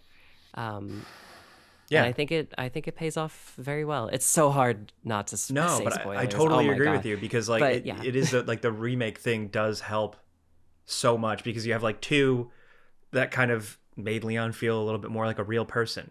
It made his interactions with Claire feel real. You see him react to this stuff. Then like 4 is a remake of 4, but they give you little extra morsels here and there of like what it was like, you know, training with Krauser and how that sucked and all that. Like, and then now with 9, it kind of does a good job hammering home all that stuff. It's like, we did build up this Leon. This Leon isn't just pretty boy, cool guy. And it's kind of insane, like even outside of that, how many other things have been building up and we haven't even been realizing it. Like, you know, in RE3, like they talk about, there's files that you can read talking about the T virus potentially having long-term side effects and this kind of stuff. And in RE7, Alyssa Ashcroft writes for the Louisiana about the Baker newspaper, missing, and then there are these bizarre name drops of her throughout the rest of the games, and you're just like, why are they so obsessed with Alyssa Ashcroft from Outbreak? That's bizarre. And then you play this game and you're like, oh shit, That's why. yeah, that's why. And it makes sense too. Like it really comes together, I think. So I think it's a good ride. I'm also glad that I'm glad it's the Leon Kennedy show. Don't get it twisted. But I'm glad that neither character really got shortchanged. Yeah. I think there was a little more Leon At the or back end, at least- definitely. The It felt back like the end first is- half was the Grey show, and the back half was Leon's show. And Yeah. for that reason, I felt like it was really well handled, actually. yeah. I think Rhodesville, I- the opening place, is going to be like, it's going to go down. It's one of the coolest spots. The puzzles were pretty simple. Actually but agree. good ass place, I from the totally construction agree. of the zombies, like the stage play of these zombies, the design of every individual zombie, to the feel of the place, to the layout. And I loved it. I mean, I also minute- think that the opening. said that Oh, a the few times. 7 inspired Oh, opening, yeah. which I I almost love wish that. that Yeah, vibe so continued good. more, but like Yeah. For that sure. was a good opening. Yeah, It's a great Oh, opening. really good. Yeah. I think as well that hospital space was also very good because of the fact that you got to play through it as Grace and experience it terrified, and then you got to play through it as Leon and being like, where And the you fuck is just that smash chef? I through got to it. go kill him. Let's go. Yeah, You know, kick his ass. you know? Oh, And no, as soon as there's like so that flip was just awesome, you know? yeah, and I love that they recontextualize like opening doors and stuff because only Leon can open them with his hatchet and stuff. And so it's like things that were annoying to me playing as Grace. Again, it's like not rewarding you for playing as Leon, but just like the extra hell yeah, I'm playing as Leon, going through the space Yeah. again. And it's so much fun when you go back to Grace towards the end of that section, and it's like you just see all the carnage and destruction that Leon just caused, and it's Yeah. like everything is dead. Oh, now I get to suck up more blood from these guys that Leon destroyed, and it's just a safe zone now. Yeah. Like I could just walk around freely and everything's fine, you know? It's so cool. It would have I been cool if you could fucking like love go this game. through that sequence as Grace and like see all of the carnage that he's created. And then you go, it like winds back, and then it's like 2 hours earlier, and then you get the controls of Leon, and then you go through the game like creating that carnage. You know what I mean? That'd Like be crazy. So. Oh, if they flipped it, that would be Yeah. hilarious. Fun, yeah. Yeah, So I yeah, think- it's cool. I think it's a real high point for the series. You know, I think it really is just it's a great time. I definitely don't think it's one that you should pick up if you haven't played previous Resident Evil games, though. I would say this is like. Yeah. Maybe the worst jumping in point because Yeah, it's like yeah. so much about the past. And I think that, you know, definitely if you are listening to this and you're interested, start with Resident Evil 2 Remake. That is the natural starting point for the whole Resident Evil journey at this point, I'd say. And then Susie or Jake or anyone, correct me if I'm wrong, but like I think then after that, like 4, you know, like you really need to experience 4 to like get a sense of what this is going on here. And then you could jump to this, but you'd also be really well serviced to check out 7 and 8 because, and I think this as well, like I kind of made this point in my review, which is like, I think 7 and 8 are going to age super well for how unique they are, you know, whereas, because like 7 is incredible. I loved it so much. 8, I didn't vibe with, but with some space from it, I also like kind of see like, okay, yeah, I knew it was good at the time. Don't get me wrong. But I actually really want to go back and play it again now after this. Yeah. Because I'm like, okay, they really did some different things there. And sure, it was homage to 4, but at the same time, it was also different in its own way. Its construction and its structure and its setting and all that sort of stuff. So I don't know. I really respect that they were trying to make some big choices there, like take some big swings. Yeah. But regardless, as I said, if you're looking to step into this series and you want to play Requiem, definitely start with 2 and 4 first, for sure. Yeah. And I think too, like I'll be completely upfront, like I'm giving extra points, and like I personally am loving Requiem more because I loved 7 and 8 as like incredible, great horror experiences, but I was starving for Resident Evil lore, anything. Yeah, like true. Yeah. so 9 shows up and it's like, here you go, buddy. I'm gonna enjoy that. I'm gonna enjoy my slop. You know, it's not slop, but like as a piggy eating slop, like I'm like yum yum yum yum. It's a cake. It's a birthday cake. That's a celebration. It's a delicious. It's a funfetti cake. It's a really good one. I like funfetti. That's good. Hell yeah. I knew I liked you. Yeah. I do agree with what you're saying, Ralph. I think a great. If you're brand new to Resident Evil 2 Remake, 4 Remake, fantastic. Just so you could get all the Leon context. But if you want to go even beyond, like I think 7 and 8 have some good connections to this game.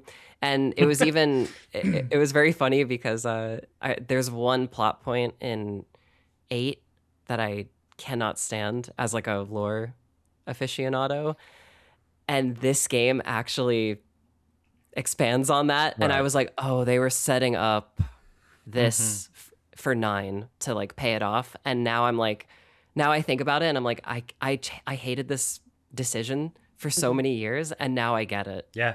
You know, it's like one of those things, and I'm like, fuck. This game is so Got me again. Yeah, they got me again. So I gotta ask with that, I know you said you're working on like a whole story breakdown video, right? How long is it? Do you have like a finished timeline yet? Are you? No, I kind of just have notes right now, but I'm gonna really break down the themes of the game and kind of talk about what every character is going through, and the history and all that. But yeah, probably like an hour long. I'm excited. Like that, so. I'm excited to talk spoilers. I'm dying. So. Yeah. There's I said it in my video, but this is one of those games where like I could ramble off things that happen in it, and if you don't know anything about the game, like you might think I'm just making shit up on the spot. Sure. Yeah, like it's like a 4chan leak. It's like made up. Blah. Yeah, it's like that's bullshit. And it's just real. Like it's just stuff that happens in the game. So. Well, I really like it. I'm glad that we all like it. Good job, Resident Evil. Good job, Corporation. Good job, Capcom. But also all the people, the creative people that worked on it. You love to see it. Yeah. And I'm excited to see where the series goes next. Because honestly, it can go anywhere. Chris, baby, get him back in. It's got to be done. Come on now. How long has it been? It's his time. Too long, man. He's just looking too good over there. He needs to come back in, please. I want Jill to come back. Yeah. Because she's my favorite. They're doing Code Veronica, right? This is all but confirmed. It's leaked, yeah. Like everyone knows this is happening. I guess so, yeah. So I mean, I'd love to see it. That would be fantastic. Well, you'll get your if they do Code Veronica, you'll get your like 30-year-old Chris Redfield. So yeah, that was a fun version of Chris. It was really funny. Yeah, he got his ass beat, and then he's like, "I'm gonna go get jacked. Yeah, I'm gonna go jacked to fight Wesker." I hope that's the epilogue of Code Veronica remake is him just pumping iron and crying, just like hitting the so gym. hard. Like, it'll never happen again. It'll never happen again. Oh man, Yeah, Susie, thank you for joining us. We love talking to you.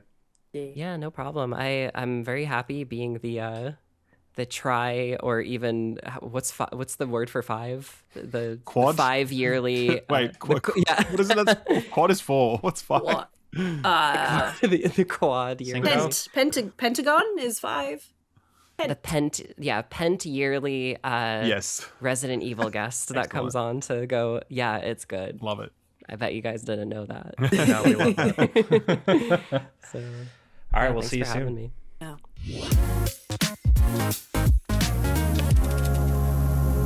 Hey, this podcast is sponsored by Factor. If you don't know, Factor delivers fresh, never frozen, dietitian-approved meals right to your doorstep. And this time of year, it's cold.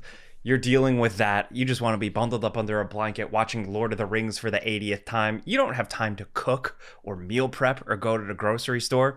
Thankfully, Factor has good stuff that shows up, heats up in the microwave in about 2 minutes, and you're good to go. Lucy, you've been taking advantage of this, not just watching Lord of the Rings, but actually eating, right? What have you been eating?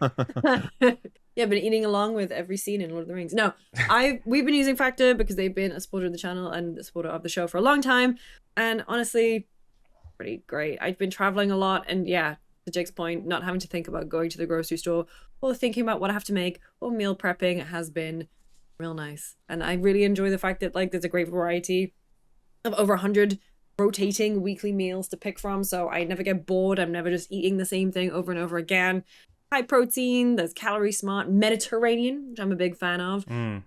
Desperately trying to eat better because I'm aging and, you know, can't just eat crap anymore, sadly.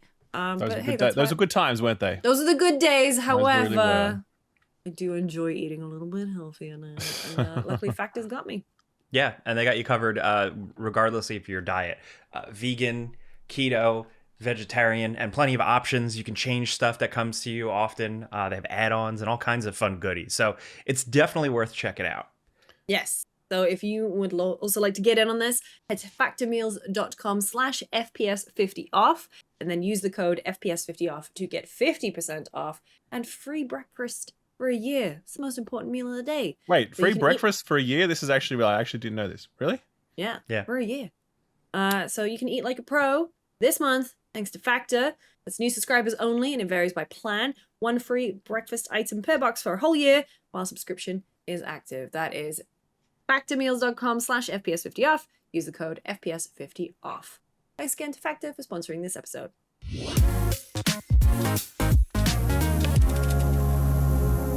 We're back with what we've been playing. Some stuff we've been. So we played Resident Evil. Clearly, talked about that enough. Ralph, you and I both played Reanimal. Yeah. Yeah. How you feeling on it? Because I feel like we're both enthusiasts of these types of games. I loved this. I really did. I'll rephrase. I loved the atmosphere. I loved the setting. It's so fucked up in a way that you can't even describe really. Like it's their darkest. Absolutely. It like genuinely escapes. Like it genuinely is difficult to sort of find the right words because there's something like quite, how would I say it? Like childhood imaginings. It really sort of taps into this sort of like the way it uses scale of the enemies and the surroundings. Like it harkens back to when I would have nightmares as a kid. And I vividly remember some of those nightmares, and this kind of has similar contours to that, funnily enough. So they've like tapped something really amazing, and their use of camera and like just the lighting and all of it. It's just it's incredible to look at. There's such imagination. I love it.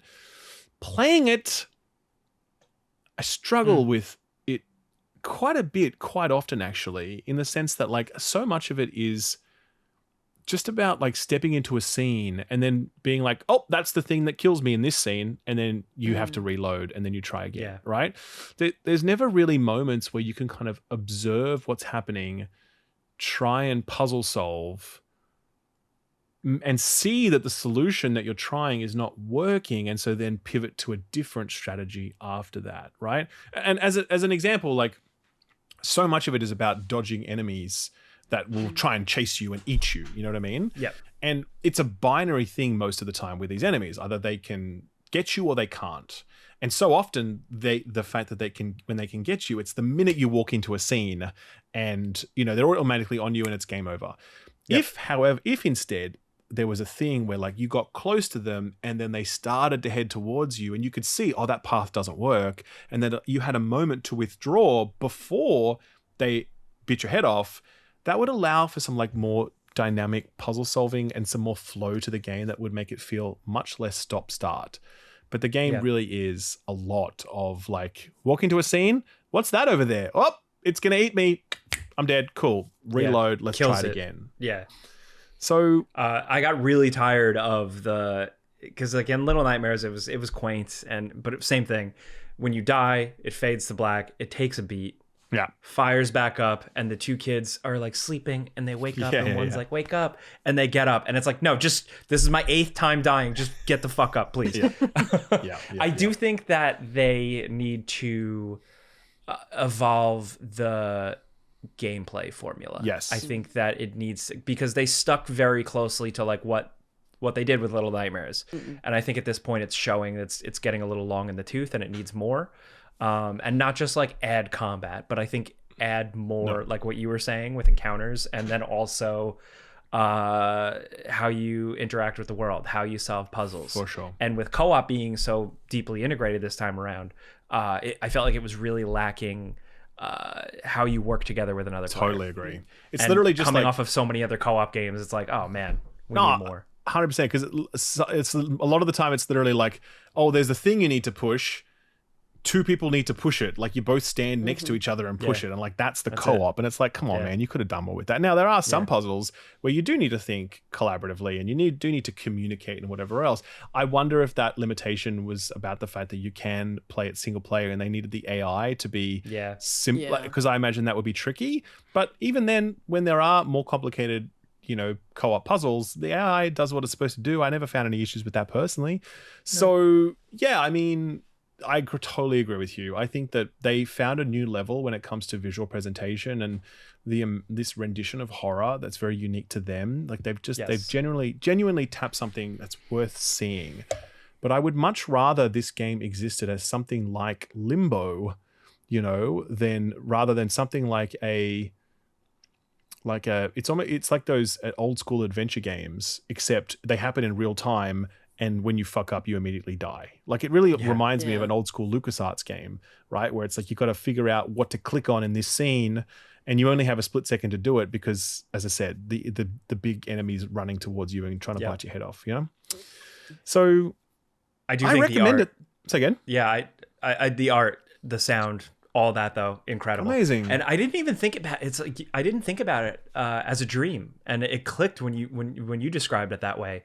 Because I'm not spoiling anything, but like the ending sequence, like the game escalates, right? And by the end, that did feel like a crazy kid's dream. Yes. And I was like, when you said that, it hit me. I was like, oh yeah, nice. I do think the setting shifts are really good. I like that there's like some points of the game that take place kind of during the day. Which is pretty cool. So they have all that stuff incredibly well done. I just hope for their next thing, they, you know, amp up the gameplay perspective. I also, it feels like there's stuff that was cut. If you just like look back at like the original trailer. Oh, okay. Also like there's like on forums and like on Reddits and stuff like that, people are piecing together like what was cut, and also like what.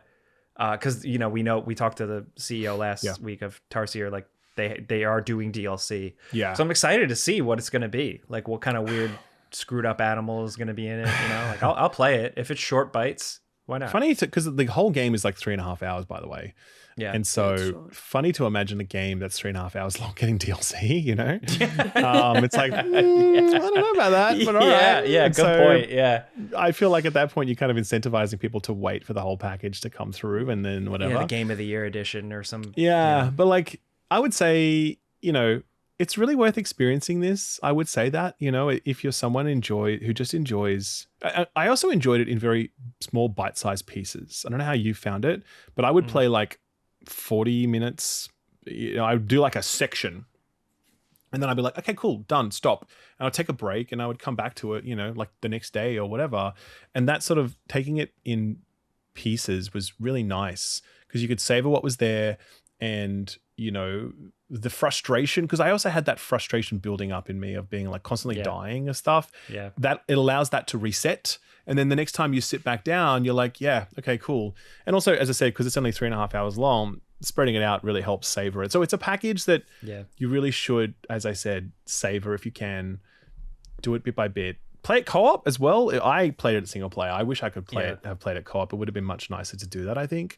But net, it's really worth thinking about. It's really worth checking out at some point. Yeah, at some point, and depending on the price for you, for sure. Put it on your wish list. Keep it in mind when you're thinking about a game that just is really down tempo but beautiful to look at, and also definitely keep it on your radar for anything co-op. You know, because there's not too many of those sorts of games, obviously. So it makes sense. Yeah. The bite size thing is good. I did the opposite. I played with Amanda, and I was like, we have to beat this right now. We have to beat this tonight. You need to know what my life is like. You need to know how that feels under pressure when you're dying a million times. Yeah, I watched my friend play it, and he'd already played it. He was going to, like, he was getting all the masks and stuff. So I feel like I was playing stuff at the same time, but I had like quite a nice experience of it. I was just looking up and I was like, oh yeah, that's still fucked up. Good. I don't want to spoil too much of it. I would still want to play it myself. He has a weird creatures. It's not good. It's gross. You played Zero Parades though. I would love to know what's going on with this. This is the Disco Elysium type people, right? The Disco Elysium Strand game. No, I'm kidding. Okay, so it is right. It's like feels like a poisoned chalice. Right phrase? No, to even talk about anything to do with Zero Parades when you consider the Zaum of it all. Because a lot of things happened with that company after the release of Disco Elysium. A lot of the key creatives are no longer there. There was a takeover of the company. They've unionized since then, and so it's one of those stories where there's multiple different perspectives, and I'm not sure anyone has the full picture. Okay. I want to ask the people make games. What's his name? I forget his name. Chris Pratt. Chris Pratt. I want to ask him what he thinks.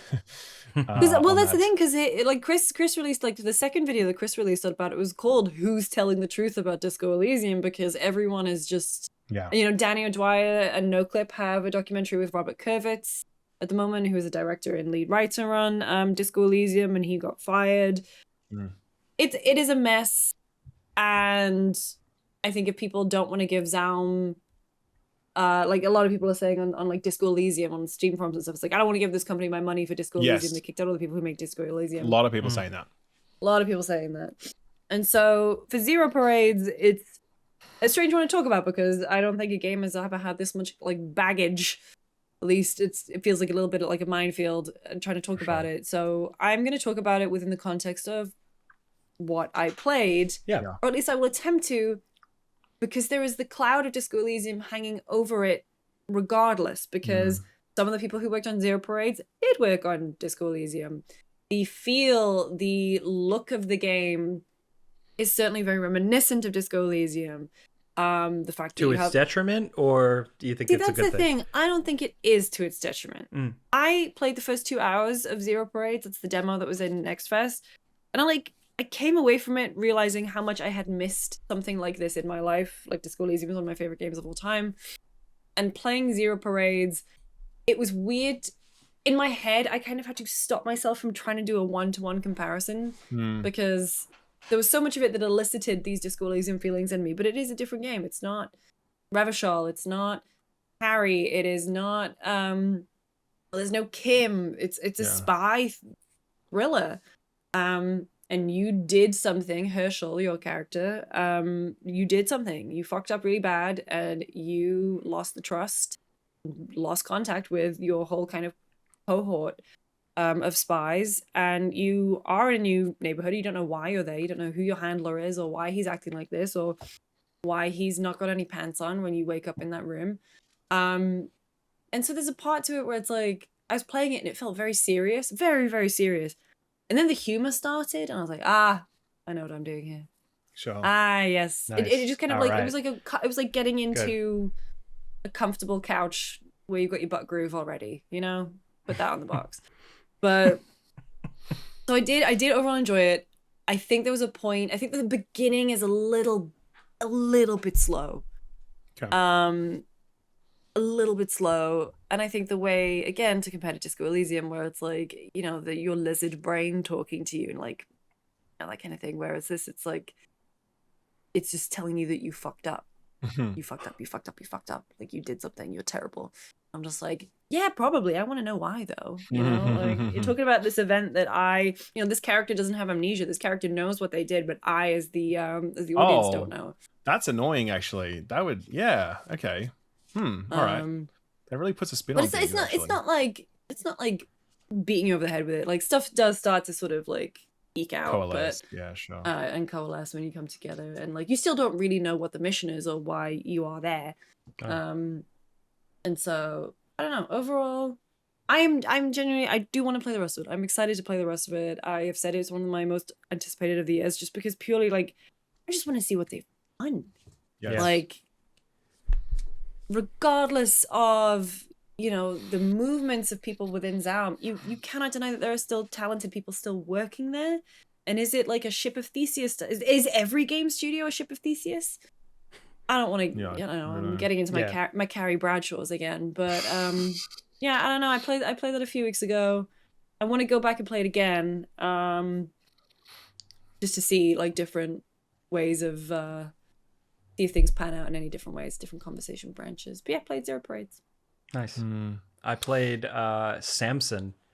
I did a preview of Samson, a Tindleston story. So for some people who don't know what it is, got a lot of wish lists. The trailer like went kind of viral because it looked like a Grand Theft Auto style game, but it's more of like a driver. It's a very small kind of AA experience. They're not charging a lot for it. It's smaller. It's from a new studio, Liquid Swords, for some of the folks from Avalanche who made Mad Max. So that DNA is very front and center here. You're like this like grubby guy dropped into this dirty 90s East Coast city, and you have to punch dudes and drive your car. It's still very much a work in progress. It just got an April release date. The That's combat, soon, right? Wow. That is soon. Yeah. The combat was kind of rough. The combat's very like physics based. You're punching guys. You can actually do like a light punch or a heavy punch. And every once in a while you can get a heavy punch on a guy and knock him out in one hit. And it's like very satisfying. And then it's got a lot of physics where you can grab a guy by his collar and throw him into a pile of bricks, and like, you know, the bricks and the ladder falls down. Like, it's a lot of stuff like that. Yeah. It just didn't have as much impact as I was hoping. And it's, you know, it's a smaller team. It's a smaller budget game. So it's a little like janky and awkward sometimes. But the driving seems pretty cool. A lot of car chases, a lot of jobs, missions and stuff like that. And the city they built is incredible. Really? It looks really, really nice. Visually, it is like, god damn. It looks like Queens in the 90s. It's crazy. Is that a good thing? Depends on who you talking. I mean, they nailed it. So it's for, if you like Grand Theft Auto 4 and that style of representation of like a New York or type city, it's got elements of, you know, Chicago and Boston and stuff like that. But yeah, cool city. It's structured a little creatively, where it's like you are a guy who owes money, like to a crime boss or something. So you have an overall debt, and every day you have action points that you can burn during the day to do jobs around town, and those net you cash. And then at the end of the day, you can pay off your, like, what you're owed for that day Right. And if you made more money, you can pay into it more and chip away your debt. There's like some risk. You can like die and lose your money. And yeah, it's structured like you can only take so many missions in a day, and you can get different benefits from them. So you have to pick it. You're like, oh, I need to pay off my debt today. I need that $2,000 before I end my day. But I could do this other mission, and like it's just a cool mission, or I get something else out of it. So structurally, they're trying something a little different.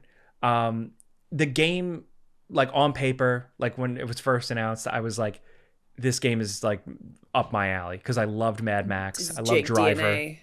Yeah, I love shit like that.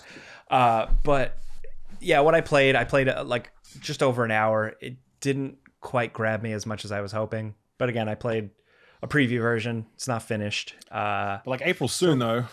April is soon. Yeah. So gonna have to wait and see. But who's publishing? Is it like who's publishing? I believe it's let me double check. Samson. I'm trying to think if I've seen this. Samson Liquid Swords self-published. Yeah, Liquid Swords is the dev. Oh, they're self-publishing. Yeah. Okay, so cool. It's only going to be on PC right now. Okay. Yeah, and visually, this like is the it most looks gate-coded game I've ever seen in my entire life. I can totally understand why you played this. It's like if it was 2005, you opened up your favorite video game magazine and you saw a screenshot of a guy in a jacket punching a man. Like the that's cool, awesome. Cool like muscle car, some shit. Yeah, totally. Doing a crime. Yeah, the car is called the Magnum Opus in this game, which is like a direct nod to Mad Max. Very good. So they know what they're doing. Yeah, I'm just curious to get my hands on more of it before I make a final judgment. But yeah, they're trying some interesting things. I like that they're trying a different structure. Yeah. And they said it's not going to be like this long ass game. I don't believe they're charging full price for it. Okay.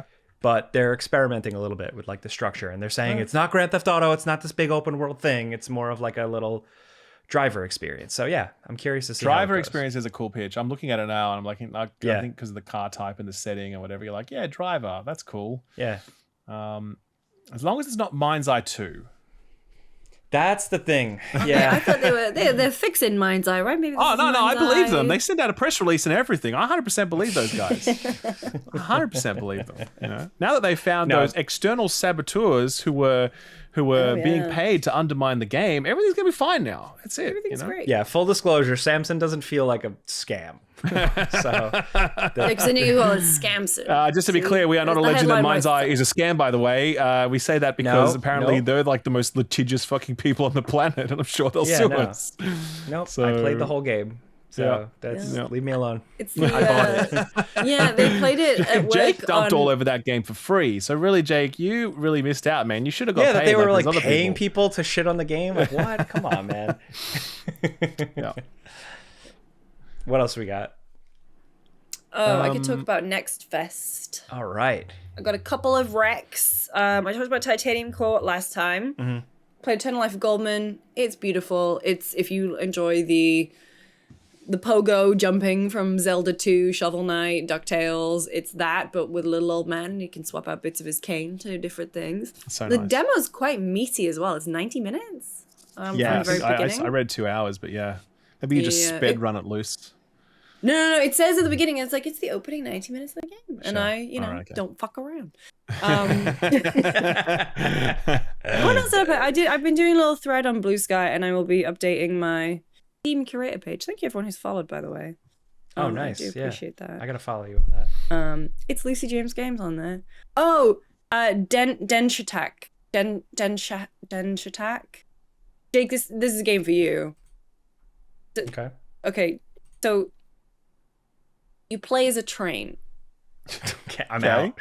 But the train can do like kick flips and shit. Oh, okay. All right, I'm in. I'm back in. Soundtrack is amazing. The art direction is like the color palette is just out of this world. It is bright, like Persona-y in some places, like just outrageous art style. DENSH Attack. Denshatak. Yeah. Okay. Oh wow! This really does look like it's Jet Set Radio, but a train. Yeah, I've been trying to think of like some kind of Jet Set Radio train pun in my mind, but I'm too jet lagged to think of it. I had a really good time with that one. Cool. But the Replaced demo was also great. I feel like nice. that one's been going around. Yeah. Like it was at Summer Game Fest, I think, last year. But my pick, as of Thursday evening, it's still a few more days. Oh, and I'm full of cold. A few more days to go, and I still have a bunch more demos to get through, is Runt. Runt. Runt. I got an email about Runt. Dread XP are publishing, which is probably why Dread XP typically go for the more subversive horror experiences. Oh, it's a Lucy game. So Definitely. Runt, you play as the youngest of 5 brothers. Your dad was a cult leader, and also there's been some kind of mysterious event, and your brothers are essentially the bodyguards of this very strange town. Everyone wears masks, and something happens, and your eldest brother, Hunter, who wears a big scary bear mask, is the one who tells you, you have to investigate and you have to get to the bottom of this. Like, you can't do anything else, basically. The others are called, like, Fisher, Trapper, and Tracker, I think, are the other ones. Anyway, so these brothers all hate you. Like, they all despise you. The way they talk to you, they run by fear, basically. And, like, they keep the town in order, but it's under fear, essentially. And so what you have to do is you have to interrogate people. You have there's a schedule that you have to follow. So you can only hang out with certain people, but you also have to do a shift with one of your brothers, and your brothers all suck. And so the shift sucks in different ways, depending on which brother you go with.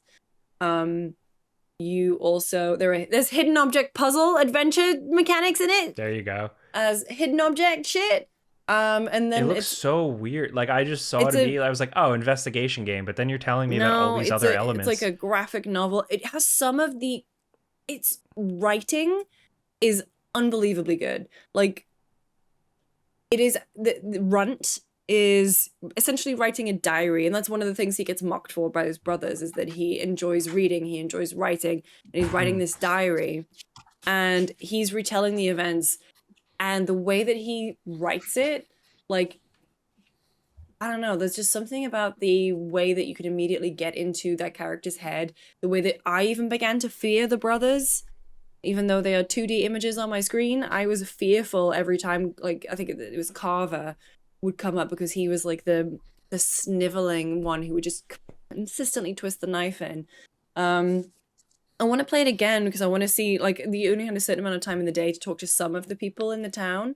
And I spoke to, like, the doctor, the woman who runs the cow farm, and then this, like, outcast guy called Willie, who's just very, very peculiar. Anyway, it's great. It's shaping up to be a really fun, interesting, not fun as in like a tee-hee way, but fun for me, who loves a detective game and who loves gross, fucked up shit. First time developer? I believe so. Yeah. It also, like, you have the torch, so just like really dark scenes, and you just have the torch over it. And there's also I like the art style. The art style is very cool. Did you guys already mention True Detective? No, we haven't. No. Is this like True Detective adjacent? I guess it's way too more. It's way too, like, sort of fantastical, I suppose. Like True Detective mixed with Dusk. It has like a southern a southern gothic. Well, kind of vibe it to is southern. It is southern, and so like, it's. I played it.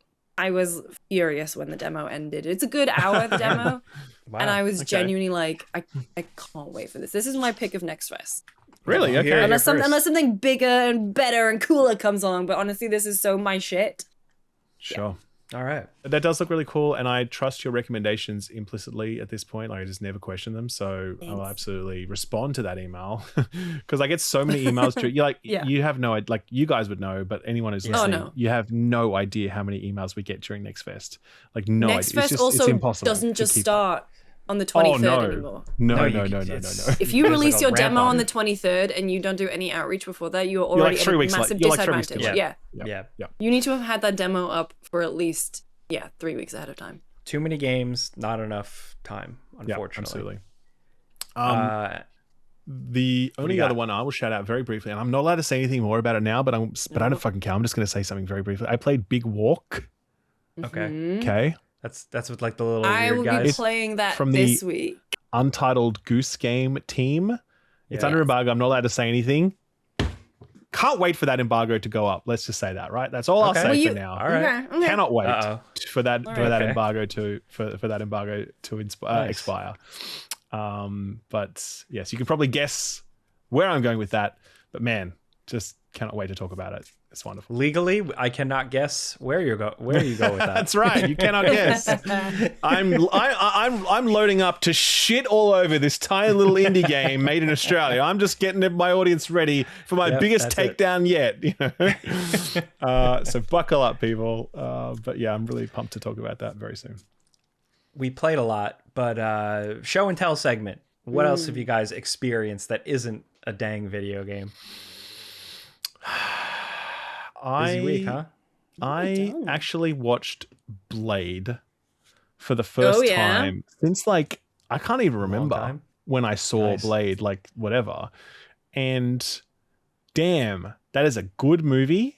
It has aged super well. Not all parts of it, of course, but like super well. And I realized it actually predates Spider-Man, which actually makes it like the first modern superhero film? Question mark? Like I feel like other than like Superman. Wait. Yeah, but that when was like when was X-Men? No, X-Men was way after that. Yeah. Yeah. Yeah. So it was like the first, because it was like big budget. It was like $40 million at the time, and I think it returned like 145 million or whatever. And it had like some really dodgy CG effects in it or whatever. But just the opening scene with just like the opening dance is incredible. Dude, Yeah. I was just like, Oh my God. I was like, Disney would never. There's no way. And now, and having watched it, because it's so gory, but in a very kind of fucked up way that's not just like blood for blood's sake. Like there's something creepier about its use of blood and gore that's just like really makes you go, whoa. And like it's horror, you know? And I was just thinking to myself, it's no surprise that Disney has spun its wheels on a Blade project for so long because they would never have the balls to make a movie like this in the modern era. Absolutely no fucking way. They would destroy it. So yeah, man, we watched it like late at night, like 10:30 at night or some shit. And we were like, already had some drinks. And we're like, yeah, fuck it, let's watch Blade. And then we're like, this rules, man. This is the greatest shit of all time. Holy fuck, man. The only downside I think is like the bad vampire. I forget his name. But like the actor that plays him is just, I don't know, man. He's not really doing that much. Wait, who is it? He's, I don't know, he's just like this young sort of pretty boy guy standing opposite Wesley Snipes. Doesn't really work. But the coolest character in the whole movie is the old guy, like Blade's old mentor. Chris Christopherson as is it Whistler. Yeah. He crushes every single scene, great. man. He's just like on fire. So yeah. Also underrated Donald Logue role as the henchman. The like right-hand man. Actually, he was good. Does man. a great job in that. Like he's actually perfect for that level of energy and like no, I agree. So like it's a super cool movie, man. We loved it. It was fantastic. We watched it after watching Inception, which you really don't realize. What a double bill. I know, right? You really don't realize how draining Inception is until like by the end of it, you're really kind of emptied out by how relentless it is with its soundtrack and its pacing and its themes and whatever else. And then to watch like Blade after that was just the perfect chaser. So yeah, man, we had a really great time. And that's it. Blade. All these years later. I got two movies. I watched Rental Family with how is Brendan that? Fraser. Hey, let's look It's really nice. Essentially, the pitch is Brendan Fraser is an actor who lives in Japan, who is becoming middle-aged, and he never really got any big break. He kind of just did like Japanese TV commercials and stuff like that as like the token American guy. And so he links up with a company that hires actors to be stand-in family members for people, whether it's like somebody wants to pretend like they had an affair with somebody, or they want another person at their at a funeral, like all kinds of weird stuff. So he essentially it's very complicated, but he ends up like slipping into a family, and like he ends up like feeling for the family. It's very nice. It's very introspective. It's very small. It's really good. It's also like all shot in Japan, and like they took it seriously and they did it really well. Very good. Rental Family, really cool. Also, I rewatched, I feel like it's like if we mentioned Carrie Bradshaw twice on this video game podcast, I rewatched My Big Fat Greek Wedding. I have been trying to figure out what that acronym was for like 15 I thought minutes. I was going to give it away when I wrote it down. I always loved this movie, and I haven't seen it in a long time, and I still absolutely love it. It's because you have a soft spot for ethnic comedies, man. As an Italian, you just get it, right? It's just that's how it is. It's just I feel like anyone can relate if you just have, number one, an overbearing family, a large family, or like a partial immigrant family, or like, you know, maybe your parents or your grandparents are off the boat. It's just so entertaining. It just gets so many things right. It's got really great bits. It's so funny people still talk about like Meet the Parents and stuff like that, 2000s family comedy, but I feel like My Big Fat Greek Wedding is like right up there too. Really good. I totally agree. It's so good. We still quote lines from that movie because we have so many Greeks in our life. Like we're Italian background, but like half of my family ended up marrying Greeks, and so like the whole thing is just like lines from that fucking movie. You know? Oh god! Just like put some Windex on it. That's right. I'm a vegetarian. It's okay. I make lamb. So cool. Also, we always say the babopsy. I had a babopsy. It's so good, man. It's so good. That's like everyone's grandma. Yeah. What about you? I went to see Nine Inch Nails again. I can't What the fuck? I don't understand how this works, right? Surely this band must play in other places. Do you like travel? All you do when you're not podcasting with us is travel there? I was already in Montreal and they happened to be playing. Oh my god. Jet Set and Lucy. Anyway, but my friend and I also watched while I was there. We watched The Invisible Man. Oh, the Elizabeth Moss. The Elizabeth Moss one from a few years ago. Think? Pretty good movie. Yeah. I was surprised with how good it was. There is a moment halfway through that I genuinely like stood up and went, "What the fuck?" It was great.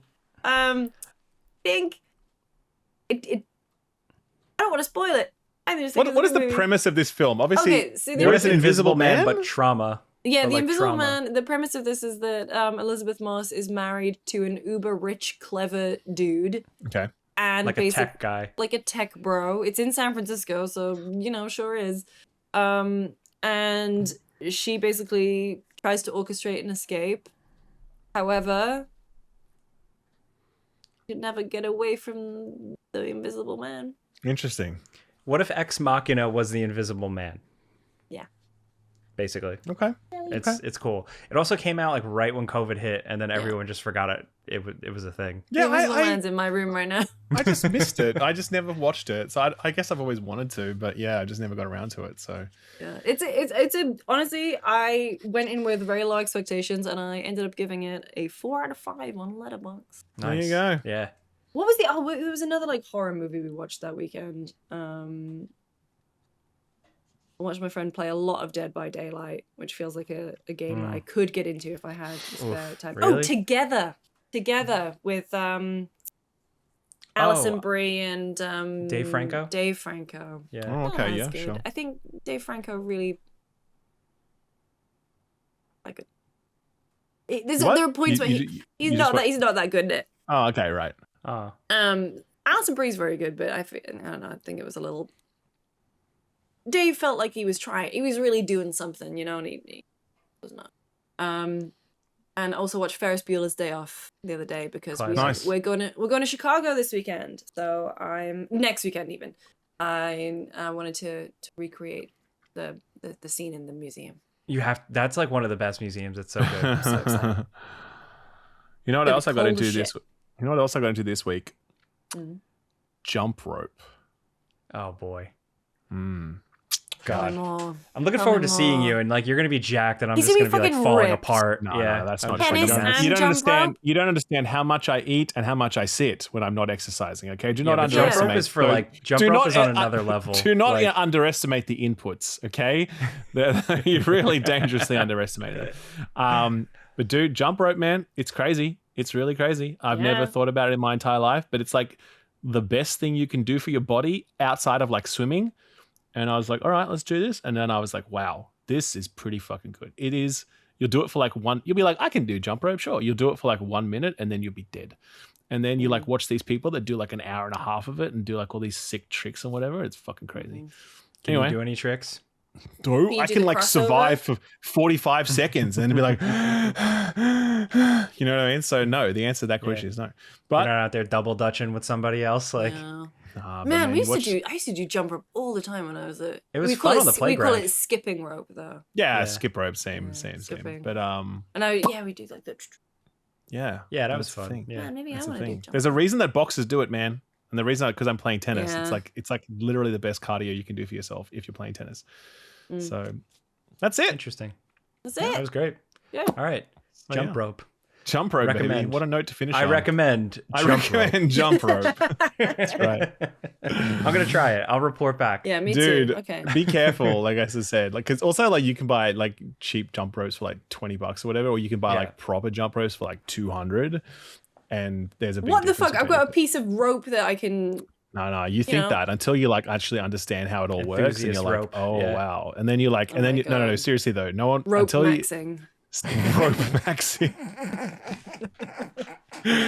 Oh, that is it. We are fucking done. Let's close up this shop. Let's get out of here. We're done, okay? We're absolutely cooked at this point. Thank you so much for listening. We appreciate you guys following us on the socials, Friends Per Second, rating us on the podcast platforms. But I'm Jake Baldino. That has been Ralph, aka Skill Up. That's Lucy James. We're out. Tie your shoes and go to bed.